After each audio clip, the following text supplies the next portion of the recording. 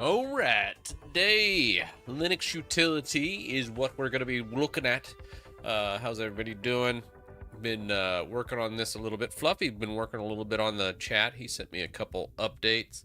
I cleaned up some errors, so it now pretty much instantaneously connects and loads. I was wondering, yeah, a lot of people asking in YouTube chat about Linux utility. What about fragmentation and those types of things?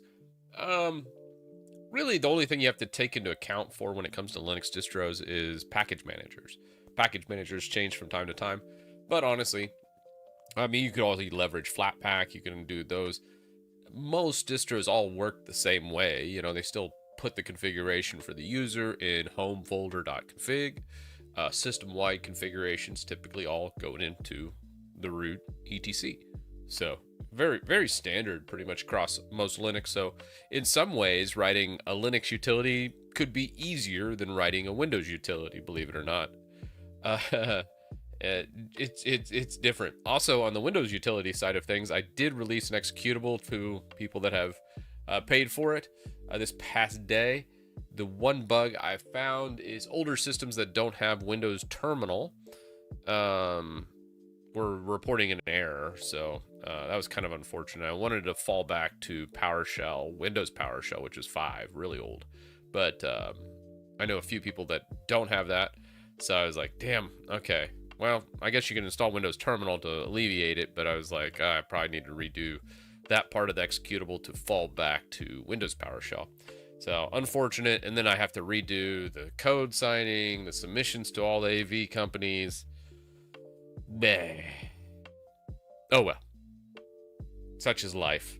How's everybody else doing today? I think the emotes are not working. Well, sad face. We could work on that real fast. Do you know about Void Linux? Yeah, Void Linux is really cool.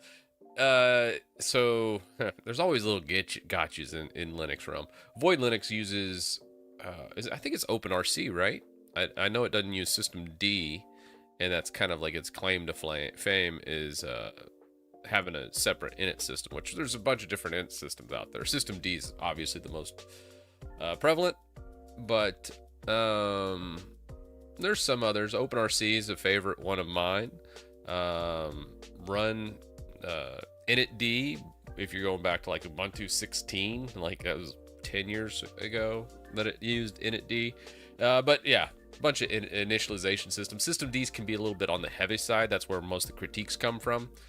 Where an init system should just initialize the components of the system and then get you up and going. Probably the best iteration of a minimal init system that's not systemd, which is not minimal, would be Alpine Linux. Alpine Linux is fantastic for like containerized, really small Linux installs. So that's pretty cool. So I really like that. Yeah. So, but I mean, it's just a different setup, different flavor. Every Linux system can be administered and changed. I think the downside to Linux fragmentation, as most people call it, is it just everything works a little different. It's hard to support at a mass scale. That's why, like, you know, the year of the Linux desktop is kind of a joke. No one's ever really going to use Linux in a wide manner unless it's in a very isolated instance, such as the Steam Deck. I think the Steam Deck's a great iteration of bringing Linux to the masses because you control the hardware, you control the actual components, the initialization system, the boot manager, everything. And then it's also immutable, meaning you can't change the system. Most Linux distros are just never going to see widestream adoption because you can change everything, which is the point of Linux, in my opinion. So it's kind of like a weird catch-22. Like, no, the world's never going to just run Linux from a standard endpoints setup, unless you're talking about Steam Decks. But yeah, no, nobody's ever going to be able to support it from a software standpoint. Like, coming at it from a software developer point of view, developing for Linux is like the biggest waste of time that one person could ever do. Like, it's so funny. Like the Linux community doesn't get this. Like, no one ever wants to develop anything for Linux because it's an absolute nightmare and there's absolutely no money in it. Where, like, you could make 30 times more money doing anything in Windows and Mac. Like, there's nothing you can make for Linux that people are going to go, oh, God, yeah, I'm going to go out and buy that a whole bunch. So, developing for Linux is always a passion project, and it's always an afterthought, and it always will be, because of all the variables, the fragmentation, the support sucks, the community is terrible at supporting any kind of software project. They're never gonna, you just don't make any money doing it. And, you know, that's just how Linux is. I love it. I absolutely love it. But let's not get our wires crossed here. And Linux community's like, well, you can sell support. I'm like, bro, no. There's not a scalable solution there. Red Hat tried it for years, and they're the most successful at it. Like, the crown jewel of selling support is Red Hat, and they're like the freaking devil, man. And they barely, I don't even know if they're profitable. And you can't sell support and do it very well at a profit margin that is sustainable long term when you look at what other software companies are doing in Windows and Mac. And you're like, dude, their users literally just give them money every year to have the software. Like, the support sucks over there too, but their users actually give them money, and they do it on the regular. That's crazy. So that's the difference between the two. Quick PR to fix things up in chat. Make sure you pull the changes, Fluffy, because there was a lot of breaking changes from the last 2 PRs you gave me. So, let's see what you got. Fixing Titus fixes. That's funny. All right, let's see what we got. Okay, let's see what we got. Let's approve it. Let's go. I love it. Fixing Titus fixes. This is the best PR name ever. I love it. Okay, sweet. It sounds about right. All right, let's go, guys. Oh, God. All right, let's see what we got. I forget, do I need to close it out or do I need to change it? I can't remember.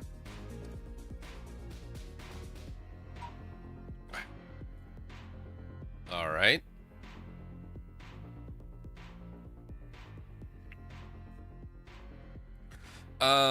Yeah, the chat HTML connects to a WebSocket server I have set up on another system. It uses something called the StreamerBot API. It was created by Nutty, which is a YouTuber, and he created StreamerBot, which is fantastic. Like, I've tried paid solutions, I've tried a whole bunch of different things for managing chat, and StreamerBot's by far the best product, and it's free. And yeah, Nutty's amazing. So that's kind of what he did. It's not perfect. Again, it's just one guy.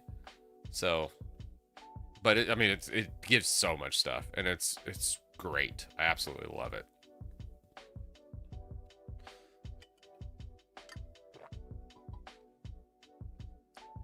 But essentially what I do is I authenticate somewhere else too. So, like, this is Helium, which I can't log into Google. Eventually Helium will fix that.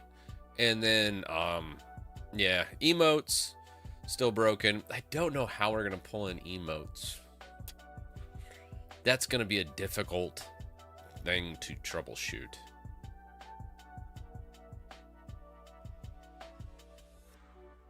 No, I think that's good. I think that's good on the replies, Fluffy. Yeah. Just that little tiny small line is perfect for a reply.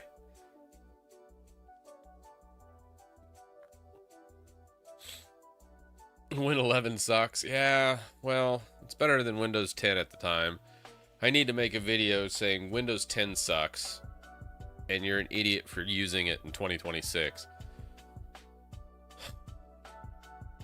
You know, Windows user though. Try to distill that down into a 5 or 10 minute video where I don't make fun of people.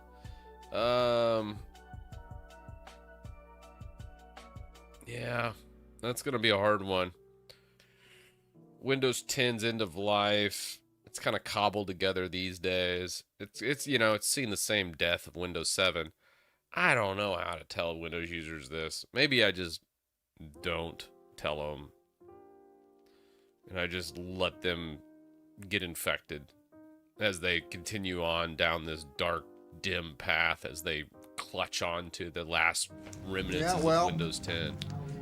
The dude abides. I don't know what to tell you.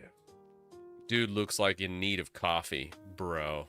Truer words have never been said. Give me all the coffee. Every stream, it's like, you look tired. I'm like, dude, I'm always tired. You see this? Microsoft causes this. This is the problem. If I'd never had to deal with Microsoft, I'd just wake up and I'd be like, I'm awake, guys. This is amazing. Such a great day. I love life. But instead, I'm like dealing with Windows as soon as I wake up, and I'm like, oh, God, it's another day. I had to wake up today. Be great if it just didn't. Windows.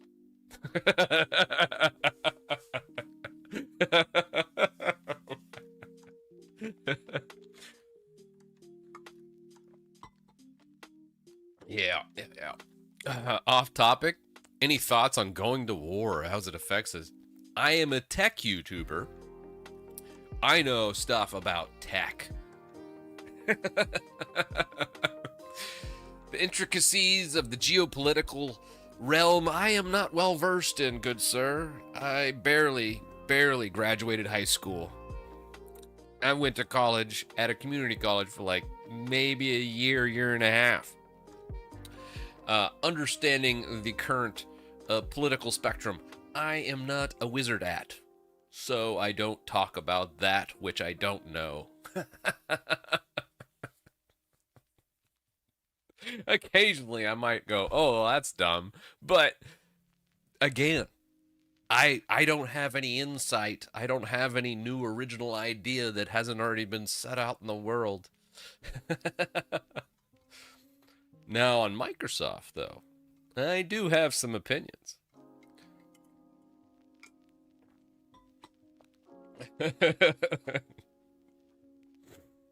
I did see the other day, God, what was it?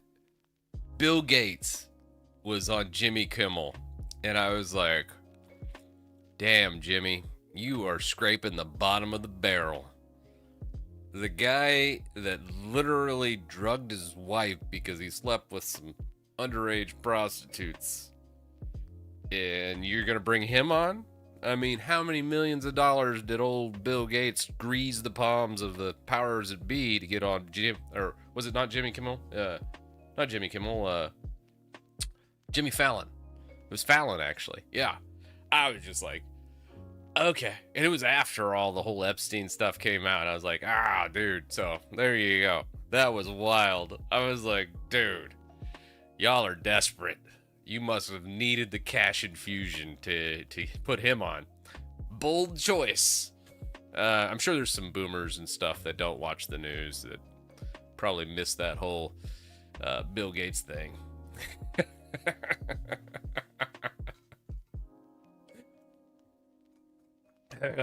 Yeah.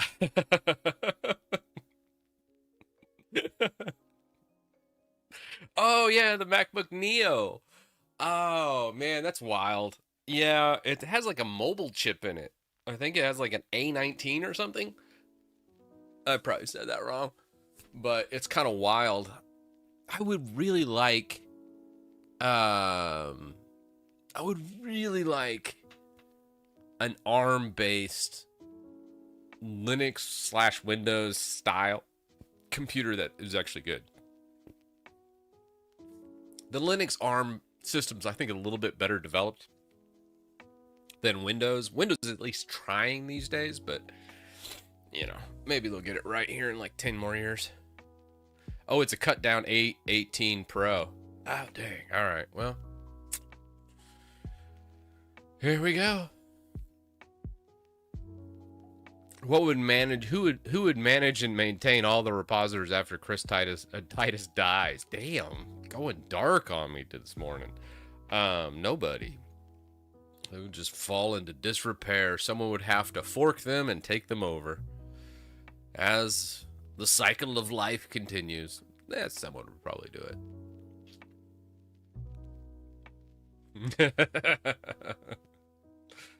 it. Our daughter, yeah. True.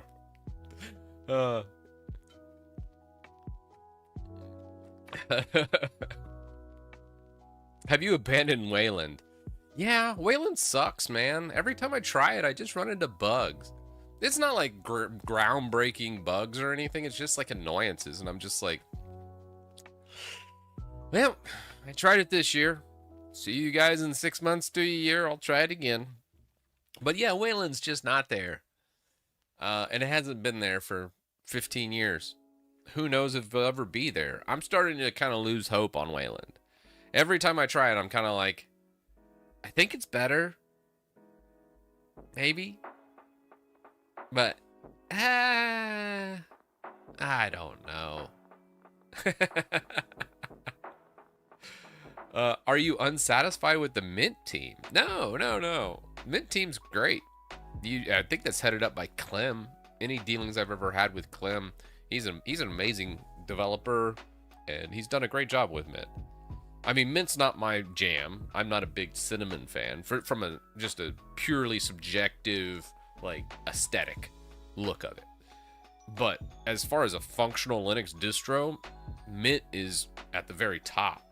A lot of people just swear by it, and it has a great default setup, and that's kudos to their team. I think Chris is like 50.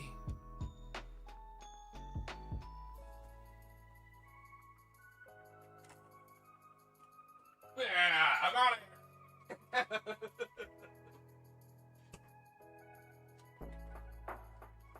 Chat, you need to be nicer to me this morning. I tell you what, damn. See, that's YouTube's gonna get the ban stick again. Remember when we did YouTube members only chat for the longest time? They're mean. That's why I like Twitch better. YouTube, you guys are second-class citizens. I love you guys anyways, though. Even though Chris is 29. Okay. You went too far the other direction. It's been a rough. I've had a rough 29 years.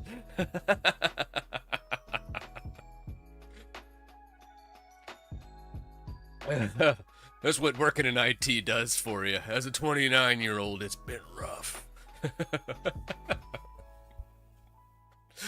Oh, God. I love it. Yeah. Lower 40s. You guys got it right. What about X Libre? LAN, we've actually been running X Libre. So, it's been going really good.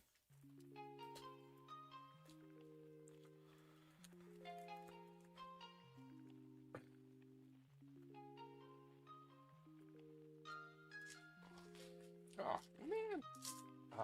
man. Sorry, I always eat on stream. I don't know why.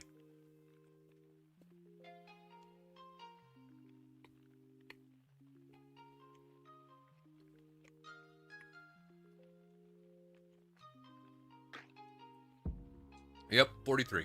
Yeah, well, the dude abides.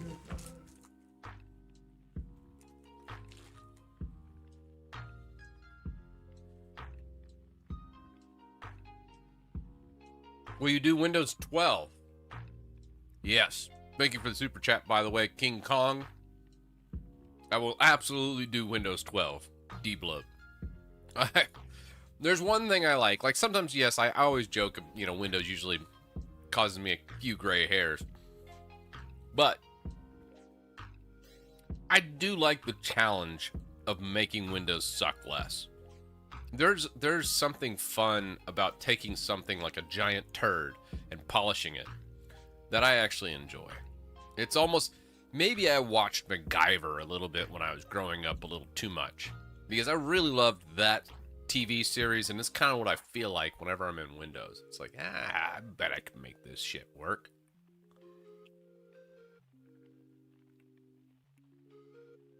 How much was that super chat?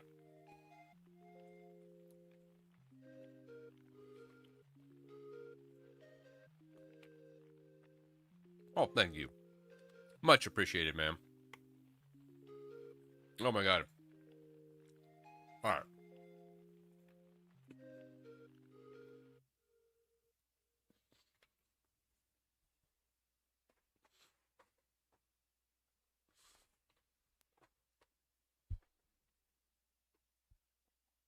You are a professional turd polisher. Yes. That's exactly. I'm going to update my title. Here, let's get on our social media. Oh, no, I haven't signed in here. Let's sign in. Wow.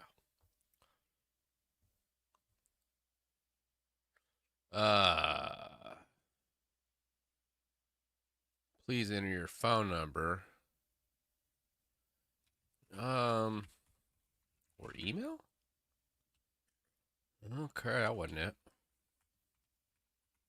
Been a while since I signed in. 1 second, I gotta update my resume here. Good Lord, how much two-factor crap do we have? I think I still listed this under Twitter, because I'm never gonna update that. 1 second, I'm gonna update my social media profile now that chat gave me this wonderful idea. All right, here we go. Let's go profile. Tech creator. We're gonna just wipe that out. Professional turd polisher. All right, that's gonna be the new, my new social media profile. Professional turd polisher. What notifications do I have here? All right. Yep. All right, good stuff. All right, my profile has been updated. Thank you, good sir in chat. Do you like Helium browser? I do. I think once they fix some of the sign-in issues with Google, it should be fine.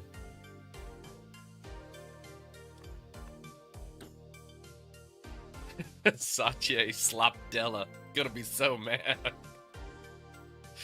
Oh gosh. What do you think of non-system D distros like Avoid, Artix? May mess up everything with my graphics card. No to monitor random services unavailability. They shouldn't. It's just an init system, so typically I think that's more of a, as the Linux users of the realm would say, a skill issue. I ran Artix for quite some time. System D does suck, but I mean it's kind of like the standard now, so that's kind of what we do. We just kind of deal with it. Pop the AI bubble. We'll see. We'll see how far that sucker can get inflated. Whew. It's gonna be bad news whenever it pops, though. Bunch of people are gonna be upset. And all the people calling for the pop, I get it, but hey, you're not gonna like the crash that happens afterwards. I've been through it a couple times. I remember the .com crash. I remember the housing market crash, the AI crash. I'm not really looking forward to it. I know everyone wants cheaper RAM, but trust me, the stuff that follows from the crash is just not good. And I think a lot of people, it's been a while since we've seen a massive correction like that. You know, I mean, 2009, so yeah, 17 years. Damn, been that long. So yeah, that's gonna be wild. Wow, anything else? All right, I think we're good. So what's been going on in LinUtil realm? Let's pop over there because it's been a while since we revisited the Linux utility.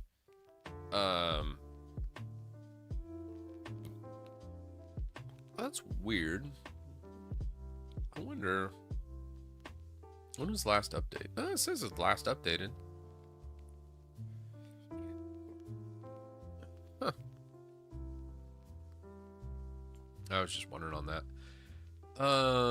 Oh, storage LAN drivers. This was a project I was working on for some Windows users. This is a repo with every single network LAN and storage driver ever made for 64-bit Win11. I went ahead and made a repo for this. I think from the storage perspective, though. Ooh, you know what we're missing? Intel Rapid Storage Technology, IRST. Let me grab that real fast and toss that in here, because that was something I meant to do the other day. 1 second.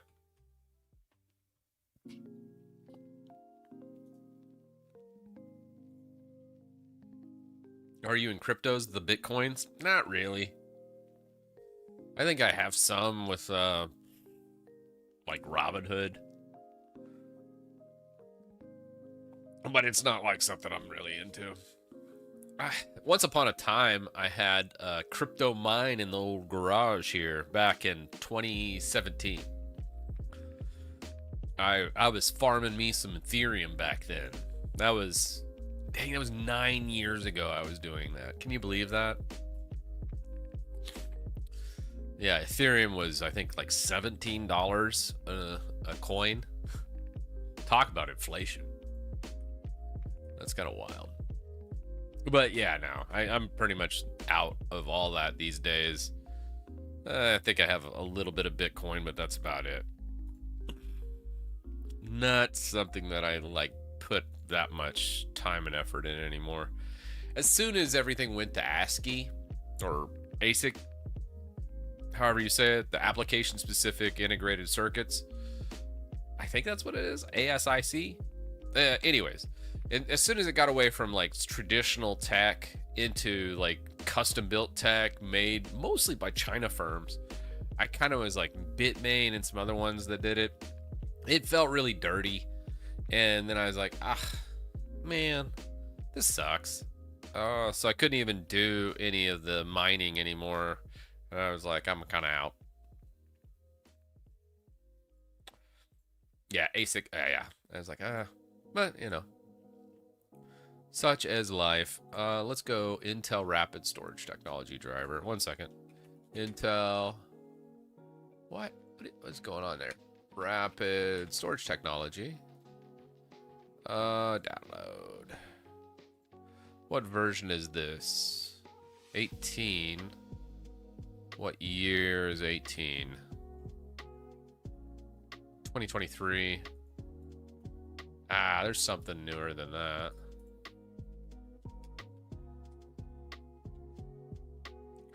IRST. This is something like if you're ever trying to load like a new laptop. I ran into this this past week where it couldn't detect any of the storage on the laptop. So we'll probably get this one and this one. Let's download IRST, accept. Great. And then let's download this guy. Perfect. All right, let's extract these executables. I can't remember if I could extract them with pzip or not. Let's see what happens.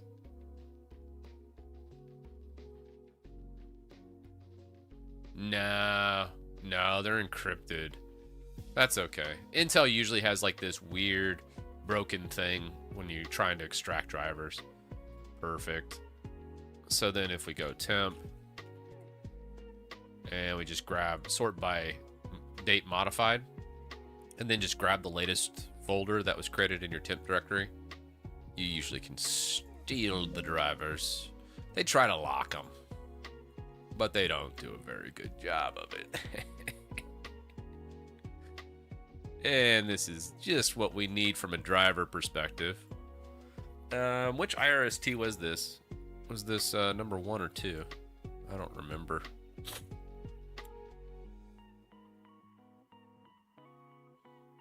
I'll show you guys what I'm doing here in a second.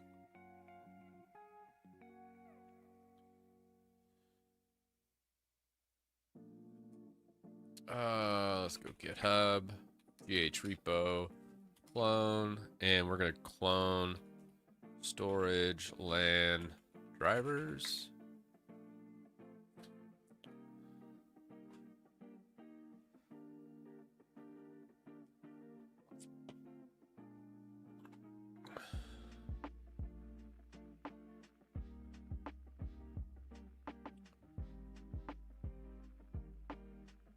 I'm pretty sure.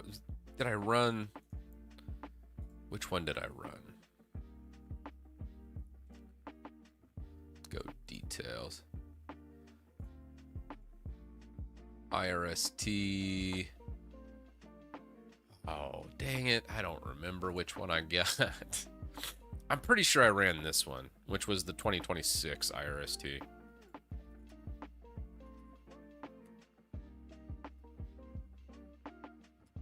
This will be storage. Make directory IRST. IRST. Then we're gonna make directory 2026. And make directory 2023. Let's explore from here. All right, so 2026 is, I think, was what we just launched. Let's paste these guys in. It looks like that's true. Date modify was 2025. So yeah, that's going to be the 2026 IRST. Then we're going to want the 2023 IRST as well. So we'll close this. And let's just launch this guy now. That'll fail. It'll be in the temp folders. So if you go temp, we got our date modify. Let's steal these drivers now. All right. Oh yeah, that's a little bit different. So we got driver.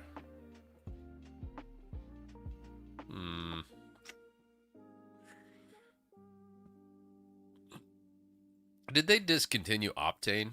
I can't remember. Let's grab the extensions INF. Honestly, probably don't need the DLLs. We'll just grab them anyways, though, just in case.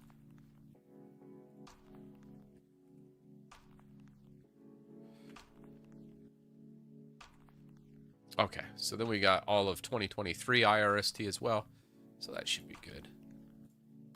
I just thought of this, guys, so bear with me in just a minute. Lazy G, add IRST. This will grab Intel rapid storage technology drivers from Intel 10th gen all the way to present day. 2023 and 2026. Which, I don't know why drivers are so bloated. Like, it's not that much data. Like, we just copied, like, what, 2 or 3 megs, if that? There's no reason for drivers to be as bloated as they are. Anyways, sorry. I just remembered that, and I was like, damn it. I want to make sure I have that in my driver setup. Was there anything else I missed? I'm sorry, chat. I've been ignoring you. This does not look like the Linux utility. You're right. Let me get that fixed.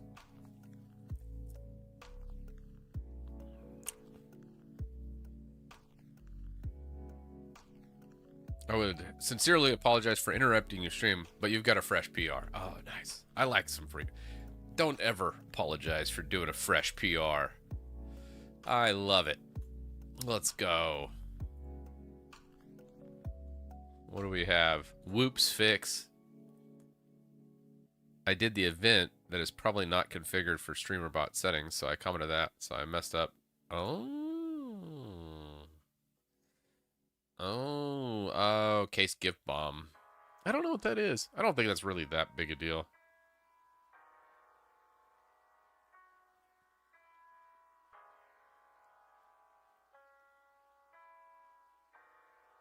Yeah, I think I'll actually leave that in, Fluffy. Oh, but it messed up. You know what? Yeah, let's just merge it. Whoops fix. I love your very descriptive. Oh well. All good.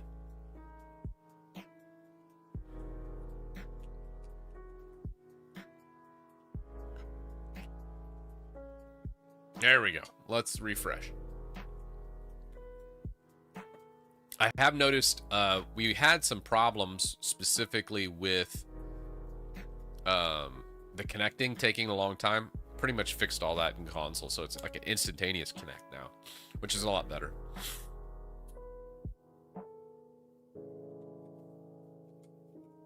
So, LinUtil. We have some outstanding things in LinUtil. What do we have? Oh, it's just cargo lock. Let's do a Rust update stable. Let's update our stable channel. See if we have any components out of date here as well.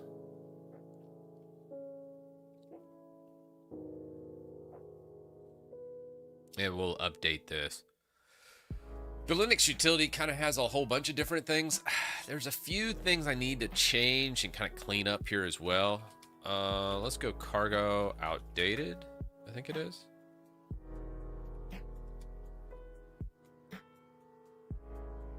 I think it was just... Was it cargo outdated? Yeah, well, the dude abides. Oh, Fluffy, thank you for the gifted sub. Dude, I need to give you some coffee money for testing everything. Did that work?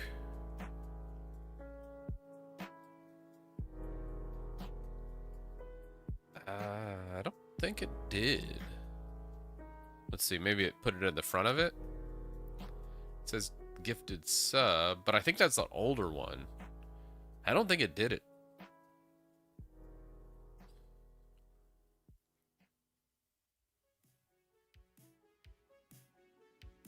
I see the gift sub there. We could check console log. So, Super Chat King Kong. This one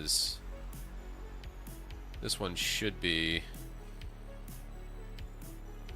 comma name colon Fluffy Punk.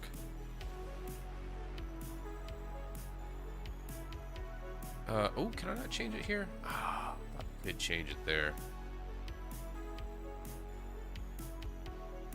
I might not be able to. Yeah. I can always change the value up here too. Did you ever hear of Micro Xwin? No, that is a brand new one, Phoenix.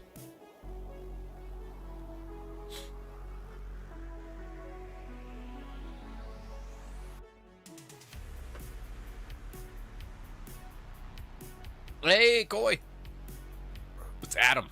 New username. I remember you. Of course I remember Adam. Where's VIP?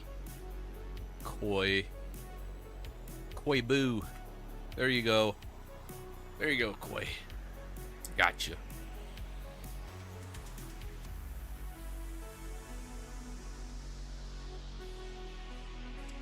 So Lazy Dead did cheer. Can you extract the setup files from Intel by opening it? Oh, opening up and go dash extract drivers folder name. Oh, that's way better. Thank you, Lazy Dev. I figured there'd be some kind of option there, but I've always just like run it, let it fail, and then just grab the temp folder from there, and then I just grab the drivers I need, because it opens them up and extracts them all during the setup process. Unless it like immediately fails and closes and cleans up, typically you can grab them. But that's awesome too. You know, when you open File Explorer in Windows 11, the top part of the window appears after the bottom loads? Do you think they're ever going to fix that? I don't know. I don't know. I don't know why Microsoft is... I don't understand. There's like no polish, man. Yeah, it drives me crazy because, well, their solution, it feels like nobody's actually... Like there's not an adult in the room, so to speak. Because their solution for File Explorer running slow was just preload it on startup. Which is just absolute batshit crazy. Like, as a solo software developer, I would never do that. The dude abides.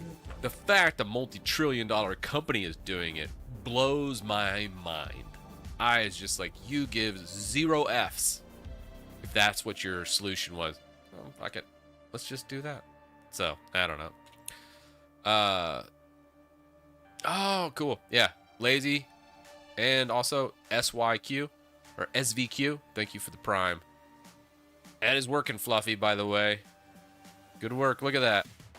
Look at that banner. Chef's kiss, sir. That is amazing. I wonder, the scroll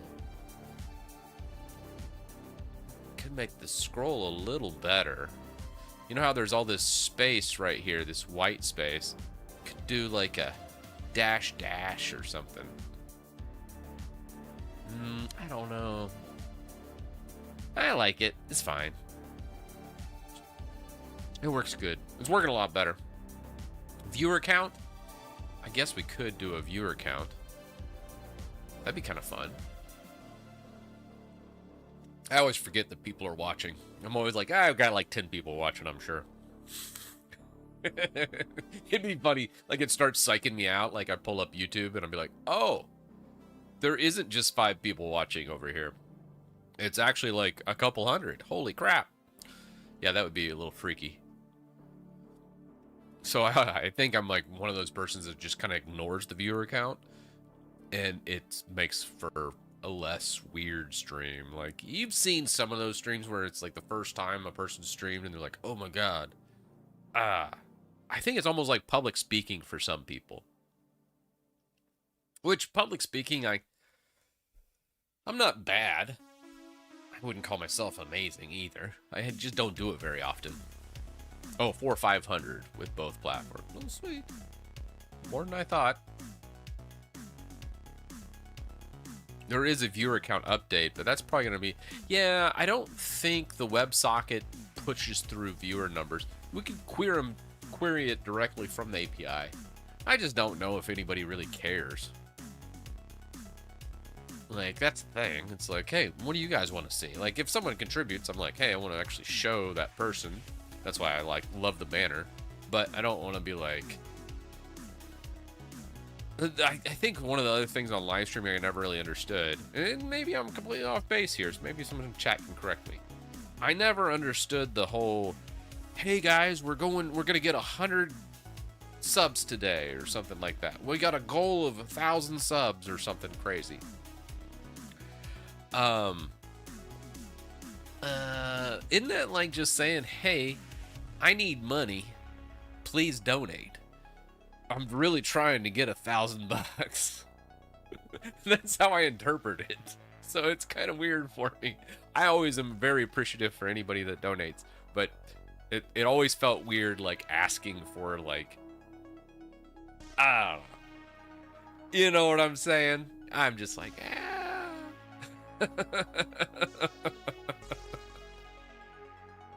Yeah. Anyhow, I do appreciate it though. Let's do some more programming, shall we? Unless it's like a charity event. Yeah. I think a charity event makes sense. That's so true, Odor. 100%. Like, if it's like, hey, we're helping the homeless, or we're feeding hungry kids, and it's all going to this charity. We're trying to get to $10,000 or whatever it is. That makes a lot of sense to me. 100%. But if it's just like somebody sitting on Twitch, it's like, oh, hey, check me out. I'm gonna do a shirtless stream and ask for like 100 subs. Like, oh, Y'all need Jesus. That's all I gotta say. Where do we want to go with LinUtil? Let's go. Let's just open up code, shall we?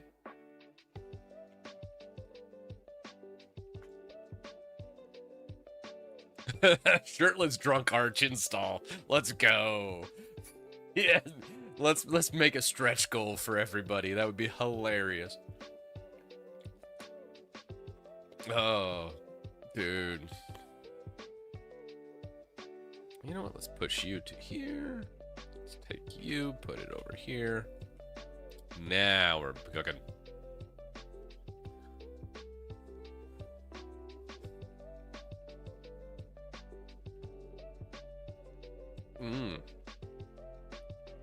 See, Michael's in chat. AI is awful for using to learn Linux. It's wrong 90% of the time and it hallucinates almost always. The only time it works if you already know stuff and you can be very specific. I don't know, Michael. I'm going to have to disagree with you here. I think it can be fantastic. Specifically, let me give you an example of when I think it's good for like a new user to do AI. So let's go like a journal, CTL, XE. Let's go priority equal 3. Journalt. All right. So let's say you get a stack trace dump. You had a hard crash. The last one I had was March 5th. Is that today? Desktop. Okay. So then you get this. What does this mean? As a veteran Linux user, I'm still like, okay, I got a problem with Desktop. Probably something going on with Discord, some shenanigans. China's always spying. They're after us. Yeah, but anyways, doesn't mean shit to me. Let's take that, copy it, then let's use AI, right? So let's pull up GPT, right? So we'll pull this up. You're not a veteran user yet. Mid-level intermediate. Oh, fair enough. I think I might have broke my web app. Oh, no, it just took a very long time to load. So anyways, paste this dump into your AI of choice and go, boom. You don't even feed it anything. Just paste the whole dump in. This log shows Desktop crash producing a core dump. Nobody likes to core dump, right? The crash happened inside the background thread poll forug. It appears to be related to a speech dispatcher or TTS initialization. Key lines of this stack and it kind of feeds you through and lets you know what program is having the problem, where that problem might be located in that core dump, and then kind of goes, hey, what are the likely causes, and maybe even how to troubleshoot a fix. So you could disable speech dispatcher on launch by just exporting the environment variable here and then relaunching Desktop. Technically, you could just do an export and then just colon that into a multi-line. But either way, you can make it permanent. Either doing this in a profile, this is actually wrong. I would probably put speech dispatch, if I wanted it to be global, probably etc environment would probably be where I'd put it. You could also restart it if this, I don't even think that's a variable. I don't think that's a package either, so it is hallucinating on these things. But it gives you a starting spot. And that is what AI is good for. It's a starting spot. To say it's worthless, I don't think so. I think it can be useful. It's a tool. It's not meant to be a replacement. Does that make sense? Where AI can be good, that's how I would utilize it in Linux. As a new user, I would learn logging. I would learn the journalctl command. This is system D, so I know Void and other distros in the past have been Artix, I think, doesn't use system D, so journalctl wouldn't give you the proper logs, but etc logs typically have it. This would be a good spot for you to jump off on. How did they learn the CTL command in the first place? Yeah, so you got to figure out where these errors are. Awful for learning, and your example proved it. No, like what would the alternative be in a world without AI? Copy that, learn how to put it up in like Pastebin, throw it on the Arch Linux forums, get flamed, go, ugh, read the manual, noob. You gotta remember the Linux community is pretty terrible with new users. AI can be good. I'm just saying. I would say it's a pretty good tool to be used. Not worthless, but to say 90% of it's bad? No, come on. Linux community in the forums, how it used to be done, absolute awful. But you can lose a lot of time to AI. Like, there's plenty of things wrong with this example. Do I still have that example up? I closed it, didn't I? Damn it.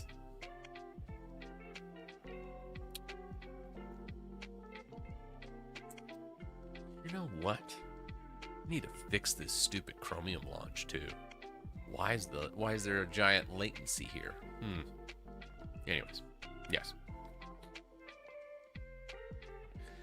Some Discords are really good. The Nobara Discord's amazing. They're helping. It's nice. Yeah, I think there's really good pockets of places. I think Linux for Noobs subreddit is also a good spot for a new user. I'm trying to think of other places. Where would you put a new user trying to learn Linux?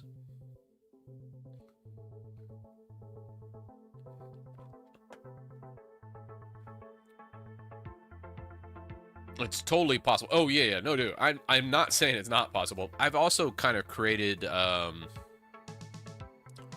every time I have, like, a solution, I put it in usually, like, the linuxbook.com. So this is a website I created to try and tie in any kind of educational material I have or things that I learn as I go through things. So, like, a Bluetooth configuration. Like, where would you learn that? You can just type Bluetooth, or let's say, do I have journalctl? Journalctl. Yeah, troubleshooting networking issues. I show the journalctl-u unit command for network manager. Network manager should be used by most people, so that's one way to troubleshoot. Man, I need to do more extensive. I need to expand out the journalctl command. I only have one search result for journalctl. Oof. Yeah, we need to expand out journalctl. Let's go errors. We need to find errors and explain that to users. Ooh, that's a good one. Let's do that real fast. Do I still have... Let's see, do I have Linux book? Linux book. Let's pull down any changes. Let's go... We'll just pull this guy into here. We're going to go Linux book and expand out chapter 4, server CLI. We have a system D, but I don't think we really touch on journalctl at all in here, do we? That would be a good one. I think we'll just put it in system D.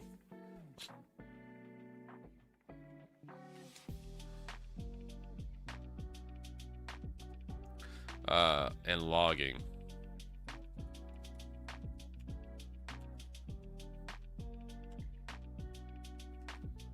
So finding like error message, powerful user for viewing and analyzing system logs managed by system D, allows you to filter logs and various criteria such as time, service, and priority. All right. Common commands. Logs is specific with journalctl use service. That's correct. View logs on boot. View only error messages with P error. I've always done priority equals 3. Is that correct? Let's see.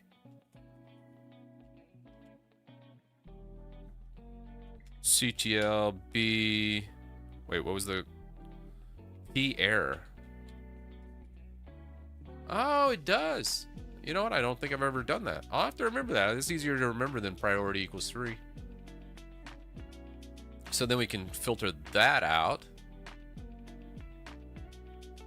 So these last ones, these are from January. That's old stuff. Like the core dump, that's from Vesttop, but this should have been March. And why is it so short?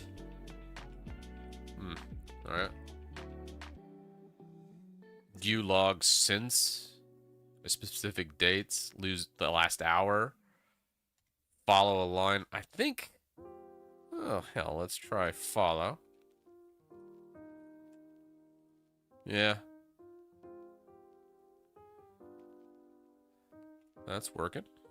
So this would follow. So like as you work around in the system, if you want, you know, a crash is coming, you can replicate it with a follow. Let's just look at the last hour. I don't think I've ever done since 1 hour ago. That's a weird command. That's kind of a weird one. Yeah, I don't think that's valid. Now the date might work. Let's try it. Yeah, that one should. The weird thing here, let's go all the way to end.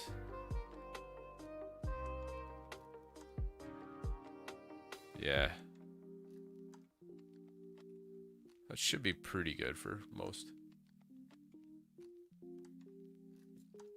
What other good journalctl commands am I missing here for troubleshooting?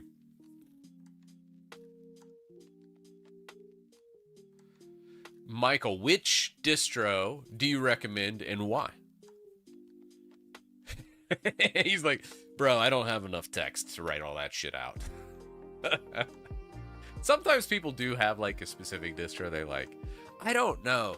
These days, I really like, I could see Immutable really taking off. I think Immutable is really good for a new user. That's why a lot of times I recommend Bazite, because a lot of people are gamers coming to Linux. And Bazite, I think, is just so hard to break for a new user. That's why I recommend it so much. And its community is great.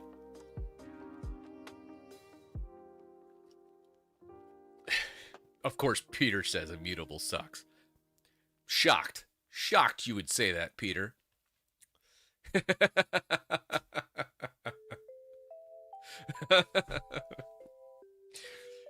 Oh, this is funny. Can you time me out for 1 second? I'm seeing purging in work. Okay, yeah, let me time you out.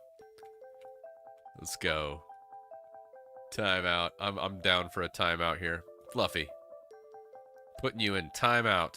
Oh god. All I've done is ban people. I've never actually timed anybody out. Timeout. How do I untime you out? Oh, it's just 10 minutes. Okay, I'm gonna untime you out.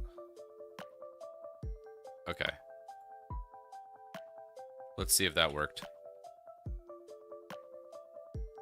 I don't see anything in chat. Bazite is a great option. I would say Ubuntu or something based on Ubuntu. Ugh, why? Why Ubuntu? Ubuntu's the devil. Michael's like, that's it. I'm closing the stream. This damn Titus, I tell you what, he's too much. He's too much. I don't know why I hate Ubuntu so much. I don't know. I think it just lost opportunity, I suppose. It does feel like the last couple releases have been just really absolute shite.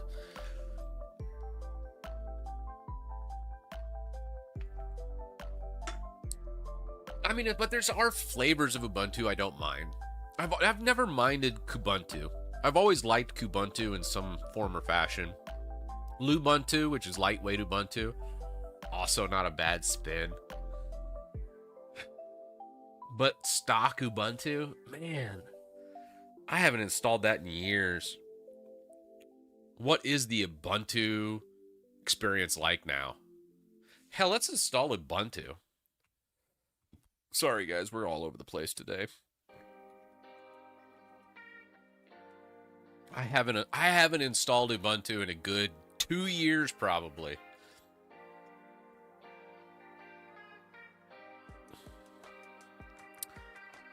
Oh, what do we got? Sloth now? What is this Ubuntu?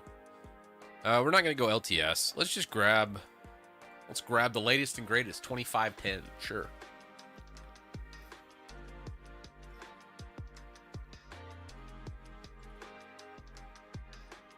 We're gonna load it up in a VM. I think the last Ubuntu I did was, oh god, I remember they were hell bent on the snaps. Freaking hate snaps, dude. Snaps are shit.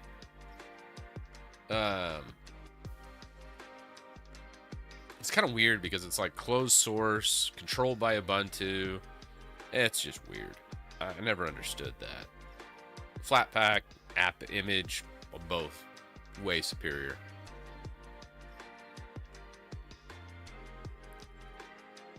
$25.10 is better for sure. All right, let's give it a whirl. I think I don't like GNOME, and that also kind of plays into my hate of Ubuntu. Just the GNOME desktop environment I've never been a big fan of.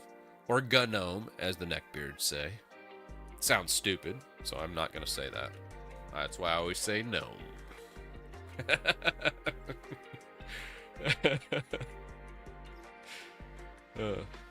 Or as the neckbeards say, it's actually GNU Linux. Oh god. Well, technically it's GNU System D Linux with a KDE desktop environment is my favorite. Oh god. Well, one day those guys will move out of their mom's basement.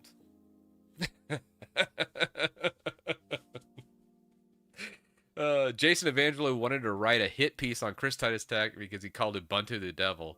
True story.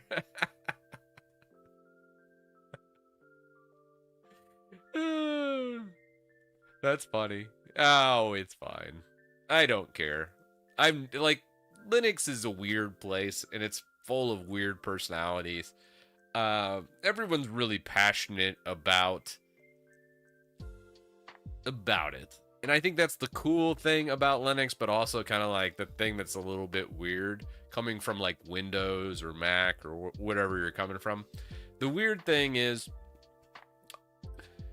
and I've said it multiple times, I feel like everyone that uses Linux is a little autistic. I always fall back to, I think it was on a subreddit where they're like, what was your first operating system? And they're taking a poll, and the poll options were simply, first operating system was either Windows or Mac. And then the top comment was, I started on Linux. And then the reply, or the original poster said, yeah, autistic people are removed from this poll. Are not being counted. And I think that's stuck with me ever since. So while I say it kind of tongue-in-cheek that most Linux users are autistic, I think there's some truth to that. I really do. I think I'm a little autistic sometimes. I got a touch of the tism, or on the spectrum.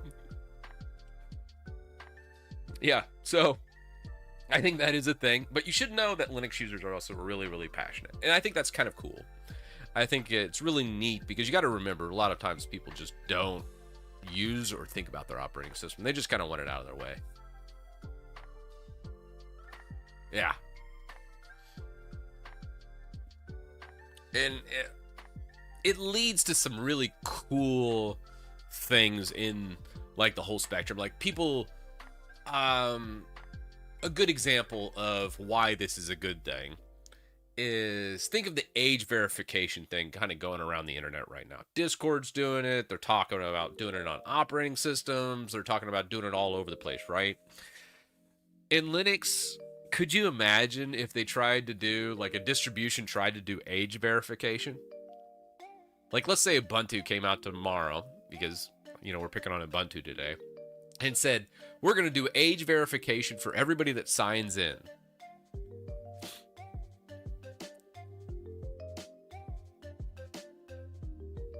Well, wouldn't that be hilarious? Like, it would be their death of Ubuntu. No one would use it. Everyone would be like, I'm out. And would just go somewhere else. Because there's so many other options and so much that's open source that you can just take what you have. You can take your ball and just go home and switch to something else. So that's kind of crazy. Pop! OS is working with them on age verification. I could see that. Yeah. I don't know, Peter. I think you've gone a little too tinfoil hat here. There was the Jason Evangelo comment earlier, which I'm like, I know Jason. It was fine. I actually did a 2-hour-long, I think, interview with Jason back in the day. During that whole Ubuntu's the devil thing when I had that video. And it was fine. Like, I got along with Jason just fine. Brian didn't have anything to do with that. I'm going to tell you right now. I know both of them. No. And Jason definitely would not listen to Brian. They both hate each other. I don't think they would say that out loud, but they do.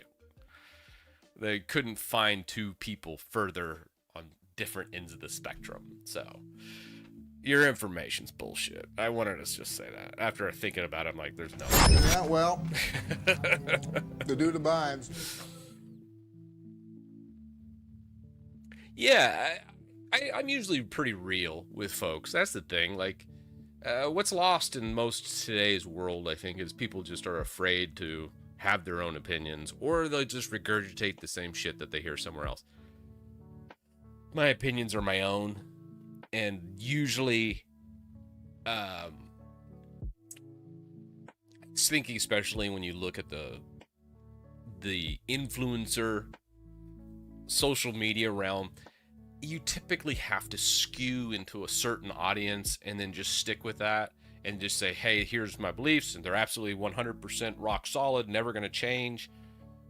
And I think that's just sad, because then you can never learn or grow. The thing I look forward to, especially with everything I say here, it's not gospel, guys. This is not written in stone somewhere. I love being wrong. If there's something I say that might be wrong and someone sends me an email about it, getting me all the points and go, here's why you're wrong, here's the different changes. I love that, because that's opportunity to learn and grow. And that's all I care about, which is great. So that's where it's like so magical about being online, is the opportunity to go, here's what I'm thinking, here's what we're going for, let's try it all out live, and then see where we end up. I think it's exciting because you're kind of like going into this whole thing and like, here's my thought process or my hypothesis on this certain thing, let's try it out. And then you can either see it fall apart, or you could be right. You know, there's times where I am right, where I'm like, yep, Wayland still sucks, here we are, same problems, same bugs, see, I have the proof. And then you're like, okay, well, I'll see you guys in 6 months. Maybe I'm wrong. But yeah. Yeah, but there's always going to be like the tryhards. They're like, I've always done this way. It's always never changed. And if you think you're right all the time, you're probably the dumbest person in the room. If you can't accept that you're wrong, you're an idiot. Not an opinion that I want. I want someone that's able to see what they're doing, try out new things, and not be afraid to fail. If anything that you get from any of my videos, the big thing that I always try and distill, the cornerstone of everything that I teach, is get out there, try something new, fail at it. That is important. That's how you learn. If you just install something and then just everything works great, it's kind of boring. You didn't learn anything, did you? But if you install something and then like, oh God, everything goes wrong, it's kind of exciting, because that means you get to learn something new. But there's often influencers that just install the same shit over and over and over. They do the same thing over and over and over.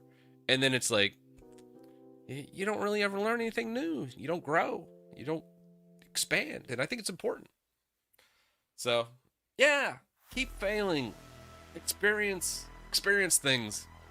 So today, I think it's a great segue. As soon as I find what I did with my Chrome browser, what did I do with it? Where'd I put it? Oh, I put it over here. All right, yeah. Ubuntu. Let's load it up. I know, we're taking a sharp right turn. We're going to install Ubuntu today because Michael in chat said he liked Ubuntu, and I still think it's the devil. Let's see the first impressions of Ubuntu 25.10. When did this actually come out too, by the way?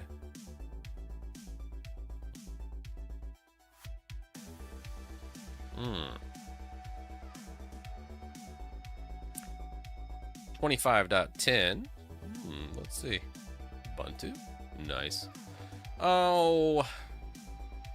Let's give it, what, 16 gigs? We'll configure that after the fact.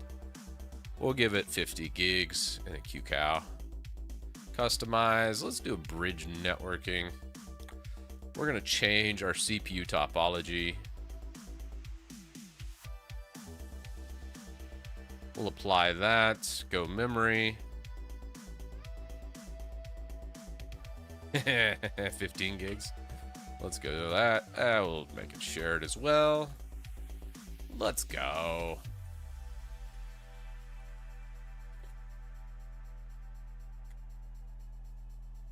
Old Ubuntu. It's been probably 2023. You know what? I made a video the last Ubuntu install I did.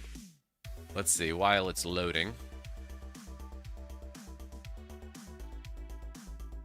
What did I do with that? When was the last Ubuntu video I talked about? Ubuntu. Switching to Ubuntu. 2022. Oh, God. Has it been? It's almost been 4 years. It's been almost 4 years since my last foray in Ubuntu. What do we got now?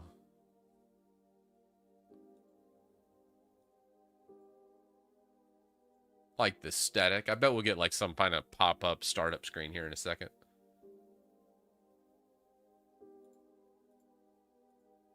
Maybe?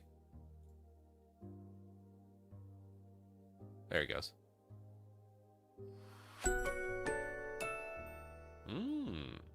Fancy. Accessibility, sure. Yep. Install. Interactive, yeah. Let's just go essentials. Nothing crazy. Third party, sure. Download additional support. Erase. No encryption. Let's go Titus. Super secure. All right. Yep. I gotta say the installer is pretty sweet. They've upped their game on the install here. That's a better experience for sure. Ubuntu copied the sound from Mint. I think it's been a couple years since I installed Mint. Oh, God. The sound design of XP was great. I remember a lot of people didn't know that the Bliss wallpaper was a real spot in California.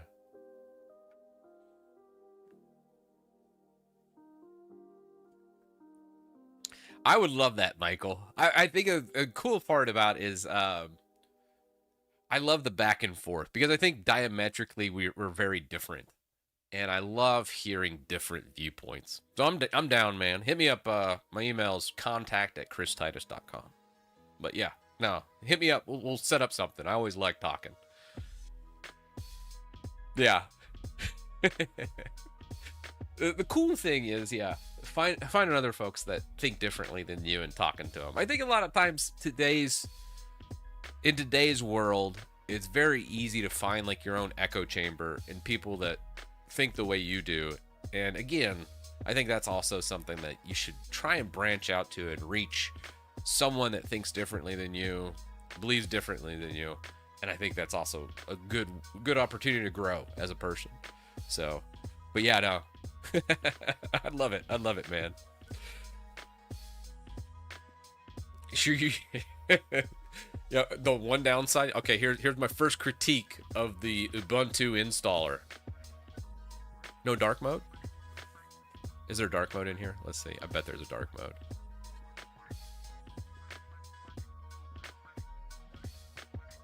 Dark mode. Let's go dark.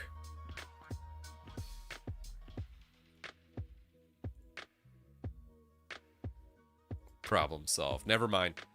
I retract my critique. Everyone needs dark mode for their install. Actually, I'm not saying it correctly. Ubuntu's the improper pronunciation. Ubuntu, I think is how it's said. Somebody in chat will correct me. Everyone's like, why Ubuntu? Oh my god. You have forsaken us.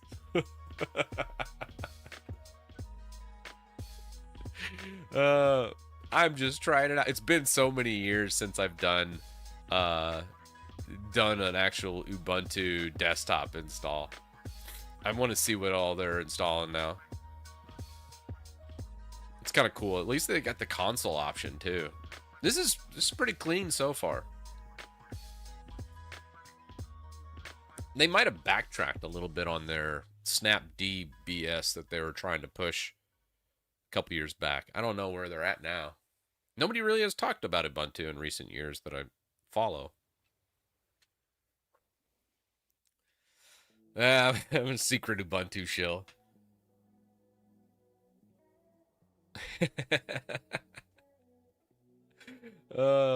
Is Firefox still a snap? I don't know.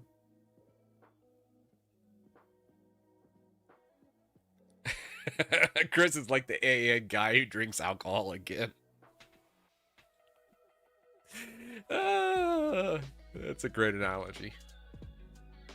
Well, if it's just a little taste, you know what I'm saying? It doesn't really count. It's a VM. It's not like my main system. Just a little taste, you know. Just want to see how the other side, how the other half lives here in the Linux ecosystem. Oh, dude, it's been a minute since Debian too. I've done a lot of server installs of Ubuntu and Debian, but I haven't actually done a desktop one of either. I think in 2+ years actually. Hell, how long have we been on Arch?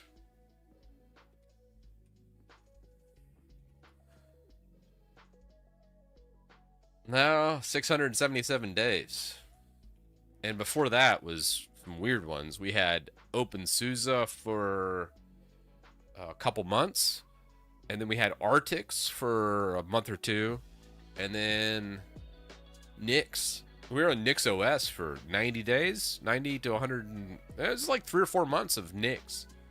So it's been at least a couple years since like I've actually had a mainline like apt-based install, app-based package manager install. And even before that, we did Bazite for a little bit too. Which Bazite, it was a lot more configurable than I thought.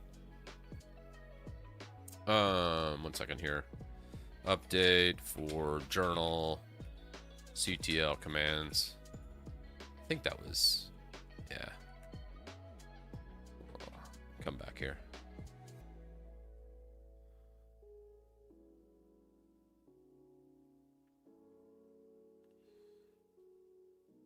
Professionally speaking, have you seen more Ubuntu or Debian on servers? Ubuntu, professionally speaking. Ubuntu is much more accepted in the business realm than Debian. I don't know why, but that's pretty much what I've seen. And this is not like a consensus among a bunch of big businesses. Just the businesses I've worked at is mostly Ubuntu server I've seen. just LTS releases though.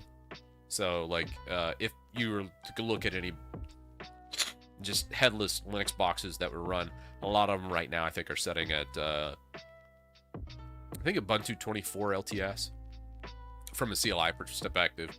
There's a couple like nuances and just quality of life things I like about Ubuntu server.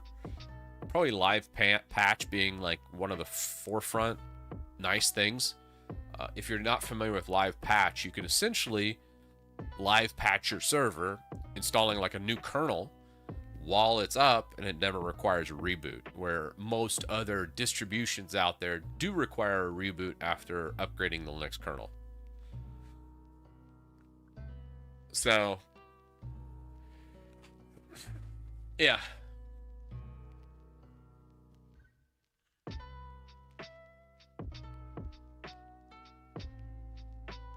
Have you tested the new Nvidia 595 drivers? I have not.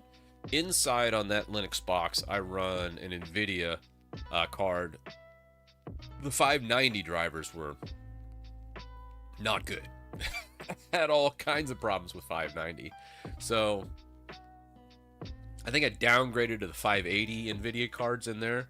So I'll probably let the 595 mature a little bit over the next couple months, and then I'll upgrade that package.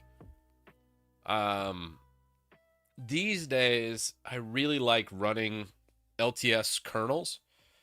Specifically, believe it or not, the one kernel I really like the most is a Cache OS LTS kernel. And they do a fantastic job. Like the Cache team with the LTS kernel is, I think, like the sweet spot for up to date, but also very stable. So I really, really like that kernel specifically.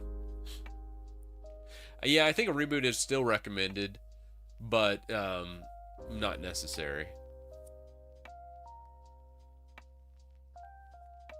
Have you not learned your lesson with Nvidia and Linux? Hey, I get it. It's not like I bought that card. I think that was the card that came in this system out here, and I took it and tossed it on my inside system.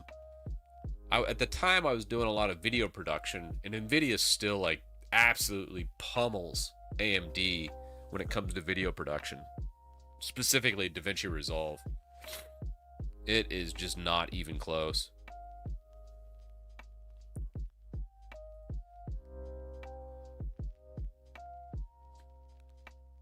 The card was a 4070 Super.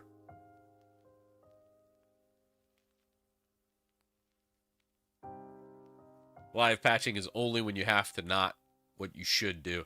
Yeah. A live patch is meant to just update the kernel, and then when you can have downtime, you can reboot it.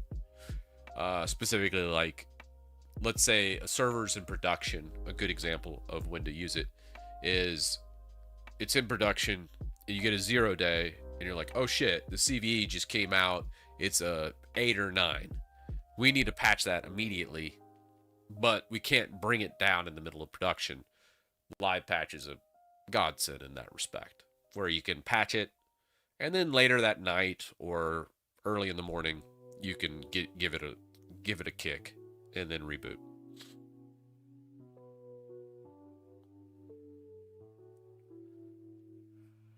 God bless, how much shit is it going to install?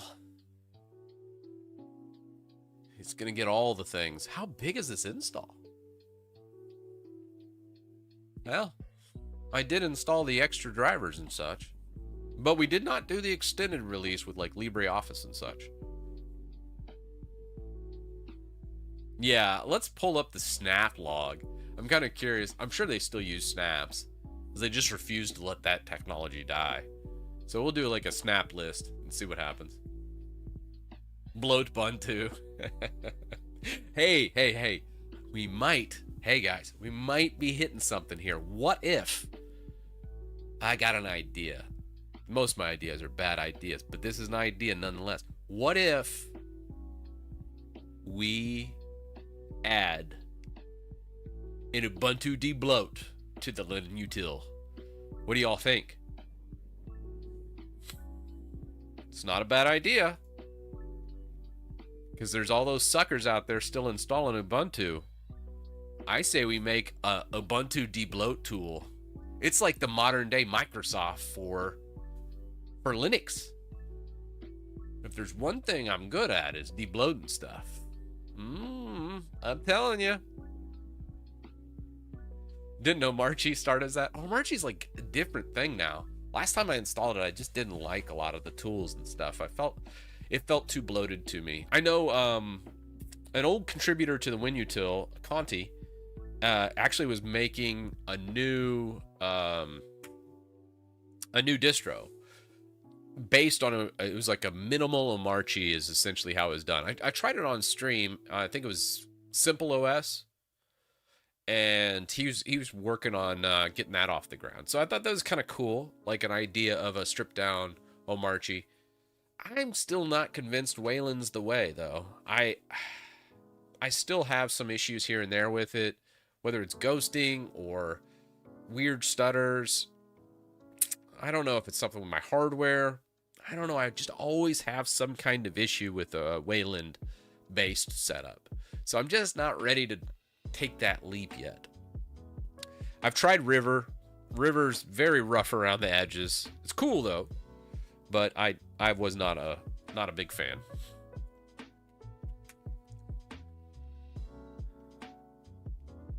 Okay, so here's our Ubuntu start. Do we want to send telemetry back to Ubuntu? Absolutely not. No, it would be terrible. Got 109 updates. I guess let's do those updates, right? Does it show the updates? Here we go. Let's grab our updates. You remember when Ubuntu Linus nuked his Pop! OS install? That was funny. He's on the Linux challenge. He's going to be doing Pop! OS again, and I'm like, God, why? I was like, damn it. This is going to be a disaster. It's going to be great to react to, though. But yeah, anyways, if you're installing any operating system, the first thing you should do after an install, wait for it, install your updates. So, like, no matter if it's Windows, whether it's Linux, whether it's Mac, like, first install, fresh computer. Just update the damn thing. That's all I'm asking. You can take that knowledge, apply it, and you will have way less issues. Because if you're not familiar, the whole Linus do as I say, nuked his entire Xorg package from Pop! OS was essentially because he didn't update after his initial install. He just immediately started throwing stuff on the system instead of doing an update. And there was a bug in Pop! OS's version of apt that essentially nuked Xorg. So it was kind of his fault, but also not his fault. Like, the bug shouldn't have existed, sure, but he also didn't run his updates, so the bug never got fixed, so it still nuked his install. So it's kind of like you can point fingers both ways on that one. Yeah, it's kind of funny. Don't hate the series. Like I said, it gives Linux a whole new audience. So I'm here for it. You know, it's okay. But yes, just be prepared. There's going to be some stupid things that come out that people do. And all new users do it. And I've done a lot of stupid things over the years. Just part of the business. He nuked the second Pop! OS, by the way. He talked about it on the LAN show. Damn. Oh. No.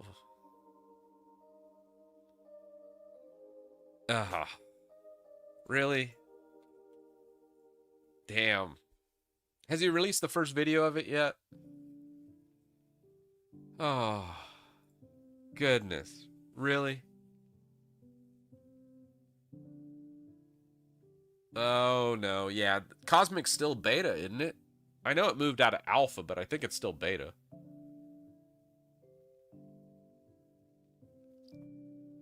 Yeah, I mean, he's an entertainer. You gotta remember, it's entertainment. At the end of the day, it's what sells on YouTube, man. You gotta be entertaining. I was actually talking to a bunch of creators. We have, I'm good friends with a lot of home labbers and old sysadmins and stuff that became YouTubers. So we got like a Discord of like probably 20 or 30 people of like the who's who's of YouTube. And so it's all these different creators. We got to talking yesterday about kind of the current state of YouTube, how viewers react, the algorithm, all those things. And I said the era of the tutorial YouTube video is dead, or is at least dying. And really the only way to make it work, and I think I even said this, the person I think like that threads that needle of edutainment, where it's educational, it's entertaining, it has fantastic pacing, is Jeff Geerling. Yeah, well, I think Jeff Geerling has some of the best educational videos, but is also wildly entertaining, and I never find myself wanting to skip ahead on his videos. I'm always like, he just threads that needle. It's perfect. And just a fantastic creator. So if you don't know Jeff, I mean, you do. You've I'm sure seen him in your feed, but Jeff Geerling's videos are amazing. And I was talking about that, and I was like, man, I remember when I first started, I could just make videos nonstop, and just random tutorial videos. Audio would not be great. Video, and it was enough to where you could just learn something. But in the era of ChatGPT, Claude, and all this stuff, just having the knowledge anymore is not enough. It's not good enough. People don't watch those videos much anymore. There's just easier ways to get that knowledge in a non-video format faster. That tutorial videos are essentially dead. But if you can make it entertaining and a bit educational, there's a sweet spot there. And I think Jeff does the best job of it. For me, these days, I feel like I just wait for Microsoft to do something stupid, and I'm like, great, there's my video for the month. But I do miss the old days where I could be like, hey, I want to teach people about like the journalctl thing on the live stream today. I think that was cool. Like, some people don't know about journalctl and how to view errors and how to respond to them. I think that's a great video that you don't see very much, and it's original knowledge that I don't think a lot of people have in Linux. So, yeah. Sometimes AI is wrong, yeah. But it usually gets you to a spot where it gives you options. That's the thing. Oh, man. Yeah, well, for a while there, I did a video every single day. So I did like that. Yeah, a 1 hour long tutorial. You know, it's funny. It's typically the long live streams nowadays that do pretty well. That's why I do 2 of these a week. I gotta like it. Yeah.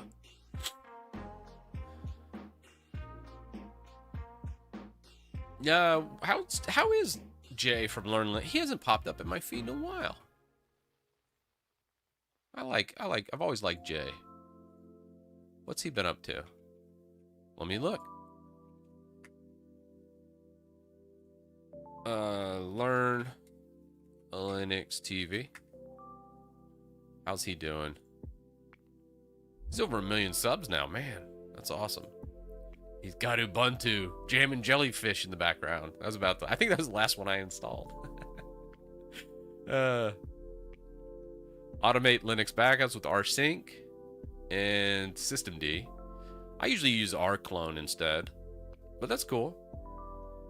GPU accelerated terminal in Linux. NixOS review. NixOS is really good for system admins and people that want to replicate a certain system, but for an average user, don't use Nix. Build a custom MOTD, bash systemd. That's fun.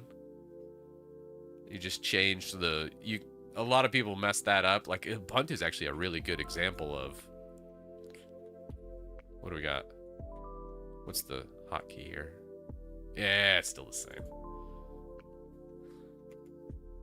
Oh no, it doesn't have Zoxide. Let's see. I think it's MOTD, right? No, what is the MOTD? Let's see if I can remember it. It's been a while. Nope.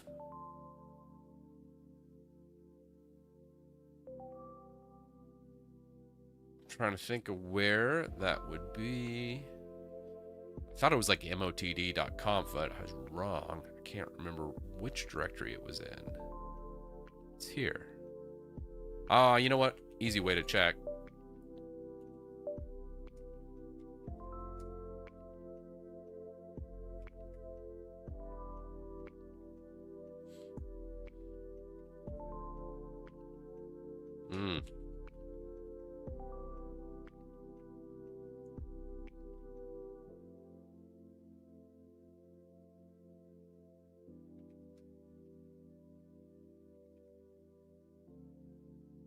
What is that? Oh, I do like, I forgot, you know, Ubuntu does have a good initial snap bash RC.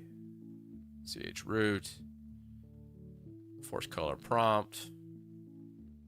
Typically, there would be like a little MOTD, but they didn't put it here. I think it's more on server that they do the MOTD.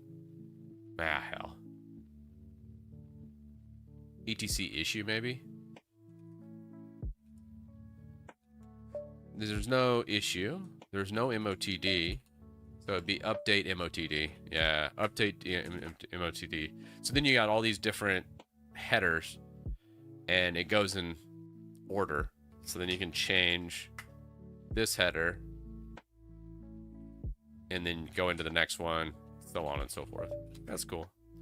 The bell sound is getting super annoying. Let's change that. Ooh, Dracula. Nord. Nord's my fave. Y'all know me. Nord till the last. Behavior. Audible. Visual. There. Perfect. Get rid of the bell.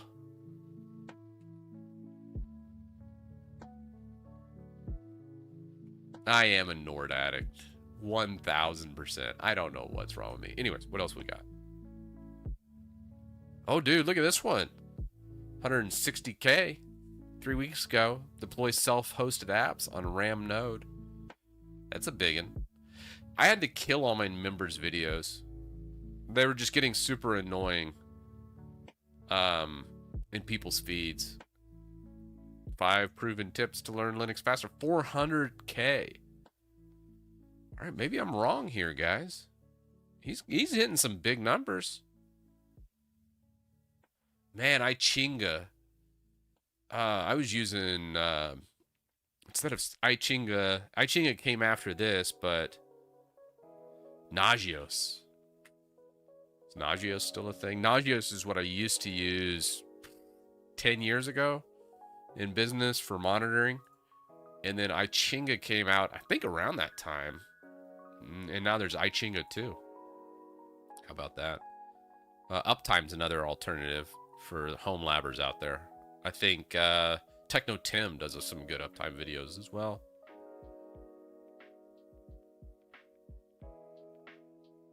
CachyOS full review. Dude, it's been a while since I've done a distro review. Maybe I need to bring it back. What do we think? I think that's awesome, though. Oh, yeah, Tom Lawrence had a Uptime Kuma video as well. Tom's great. Yeah, CachyOS review. Yeah. Yeah, we've been working on a whole new chat. So what ended up happening was I reboot my system, and then I'd be like, hey, I need to bring chat back, and there was that whole like dance we used to do, like open up YouTube, open up Twitch, and then copy and move the things around. I was like, this is stupid. So we just do this now. It auto connects. Although the connecting still takes a little bit because of the WebSocket server. So there's like this back and forth that happens. And it takes like 30 seconds, I think it is. Or maybe even longer.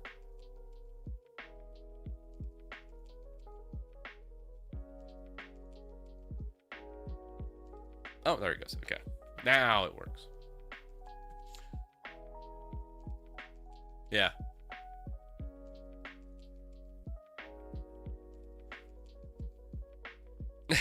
2 hours of yapping, no LinUtil, and chat doesn't even notice that. Dan was like, I'm calling it at 1 hour mark. Oh, yeah. We're debloating Ubuntu, right? That was the big thing.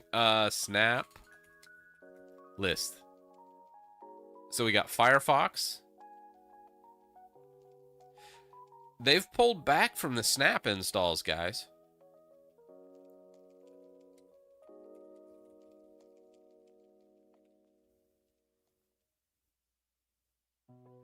They've definitely pulled back from that.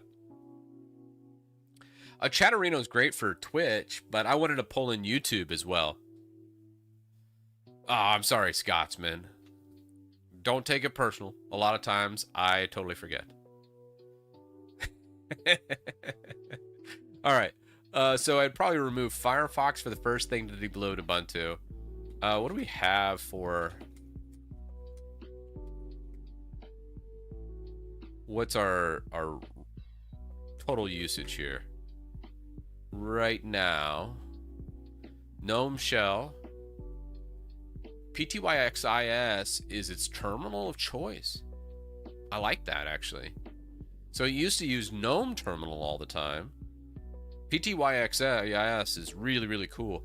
Cool thing about this is you could actually spawn new ones up here, but you can spawn specific ones. So let's say I was making a universal tool like LinUtil, and I wanted to spawn a terminal that is Debian based, or I'm in Arch, and I'm in Debian and I wanted to do Arch based. You could actually spawn the terminal in DistroBox in a different tab using PTYXIS, and it has really nice things. Although this says terminal, am I thinking of something different?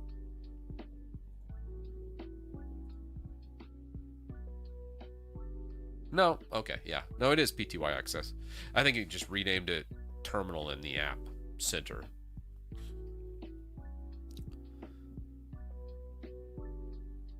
Pretty sure I'm right on that, but I could be.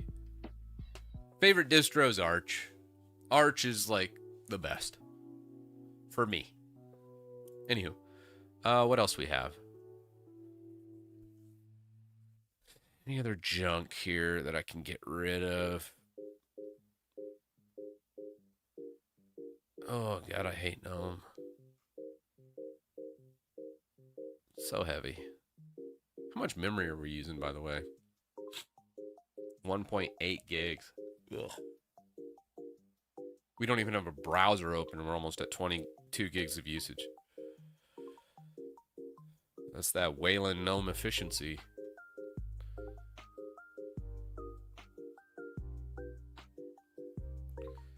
Let's sort by memory usage, I guess.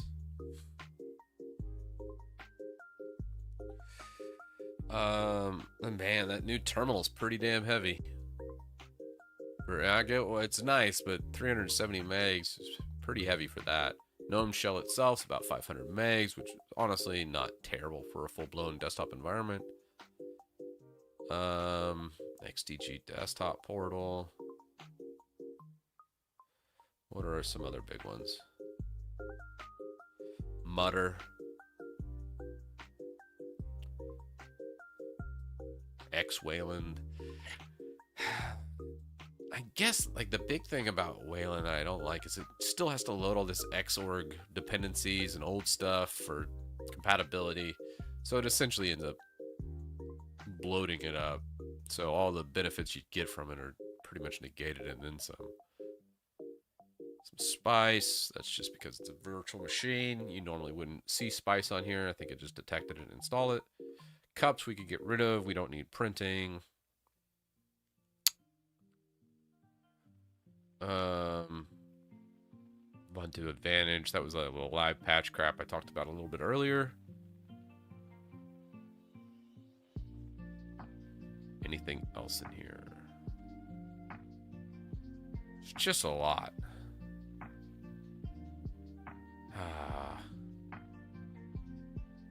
Yeah.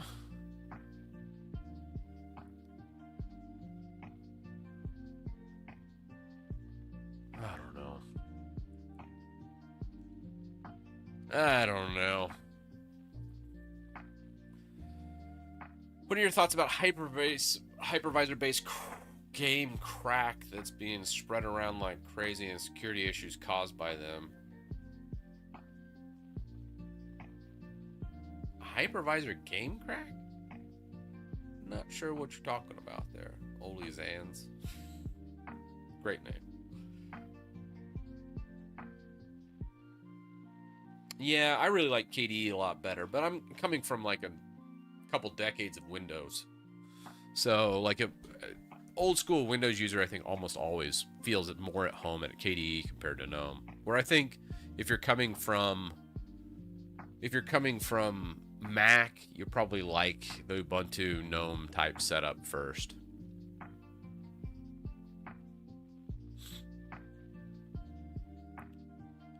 Oh yeah, the Discord thing with Microsoft. Very much a Streisand effect there. Yeah, I just don't like GNOME. Just not my favorite, which I get it. XFCE is really nice. I do. It just requires customization and debloating, and then it's a lot better.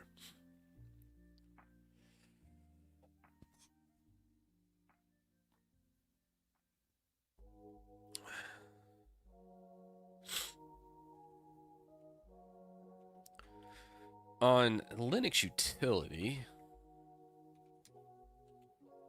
what did we have? Do we have anything outdated? I needed to run that check. Dude.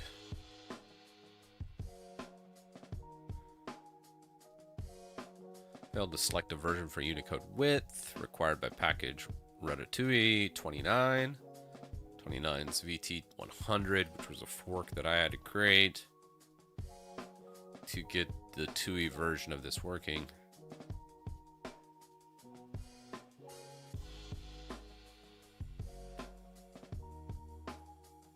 Unicode width.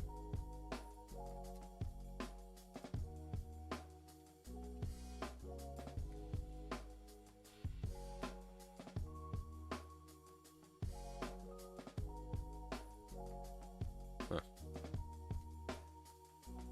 Anyhow, let's build it.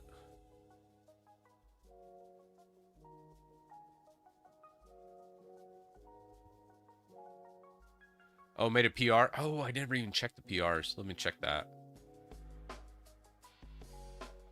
Oh, what did we... All right, let me finish this Ubuntu real fast. First results, it's not bad. You know what? It's about like I remembered.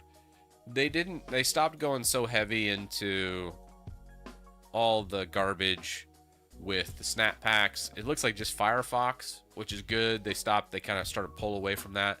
Still based on GNOME, so I'm kind of curious to see what happens there. Still got that GNOME aesthetic. You got your virtual desktops by default. I like a lot of the new aesthetic. I think it's fine. It's cohesive at least, which is more than I can say about Windows. And you got connections to most of your major things here. It's not a bad starting spot, I guess.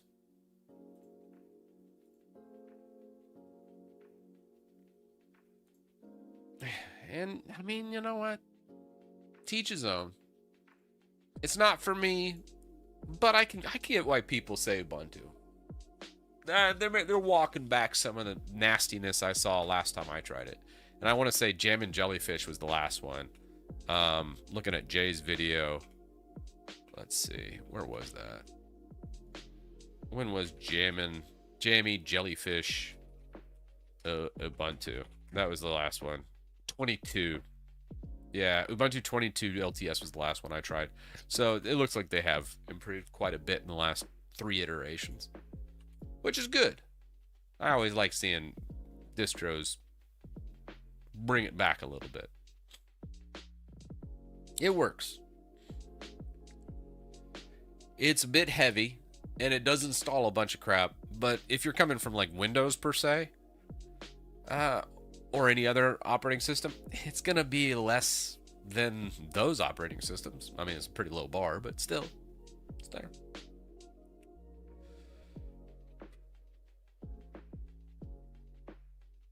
You know what works? Arch and DWM. True. Truer words have never been said. Oh man, I need to update my Diablo 2 loot filter thing too. Oh, that's way out of date. I don't even remember how I did that.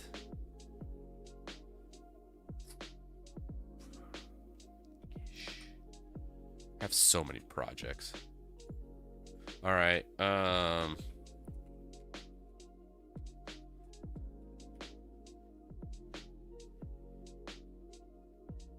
Okay, I think I was doing a sprite edit with an MPQ modification.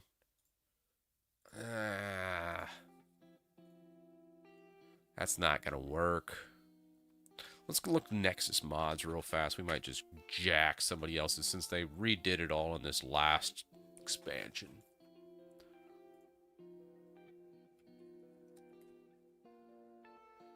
No. Let's go here and let's go mods, all mods. Let me fix this. No. Because what I was doing was a modification of the MBQ to just fix some of the issues. Terror Zone Customizer. Oh, it's an overlay. Nope.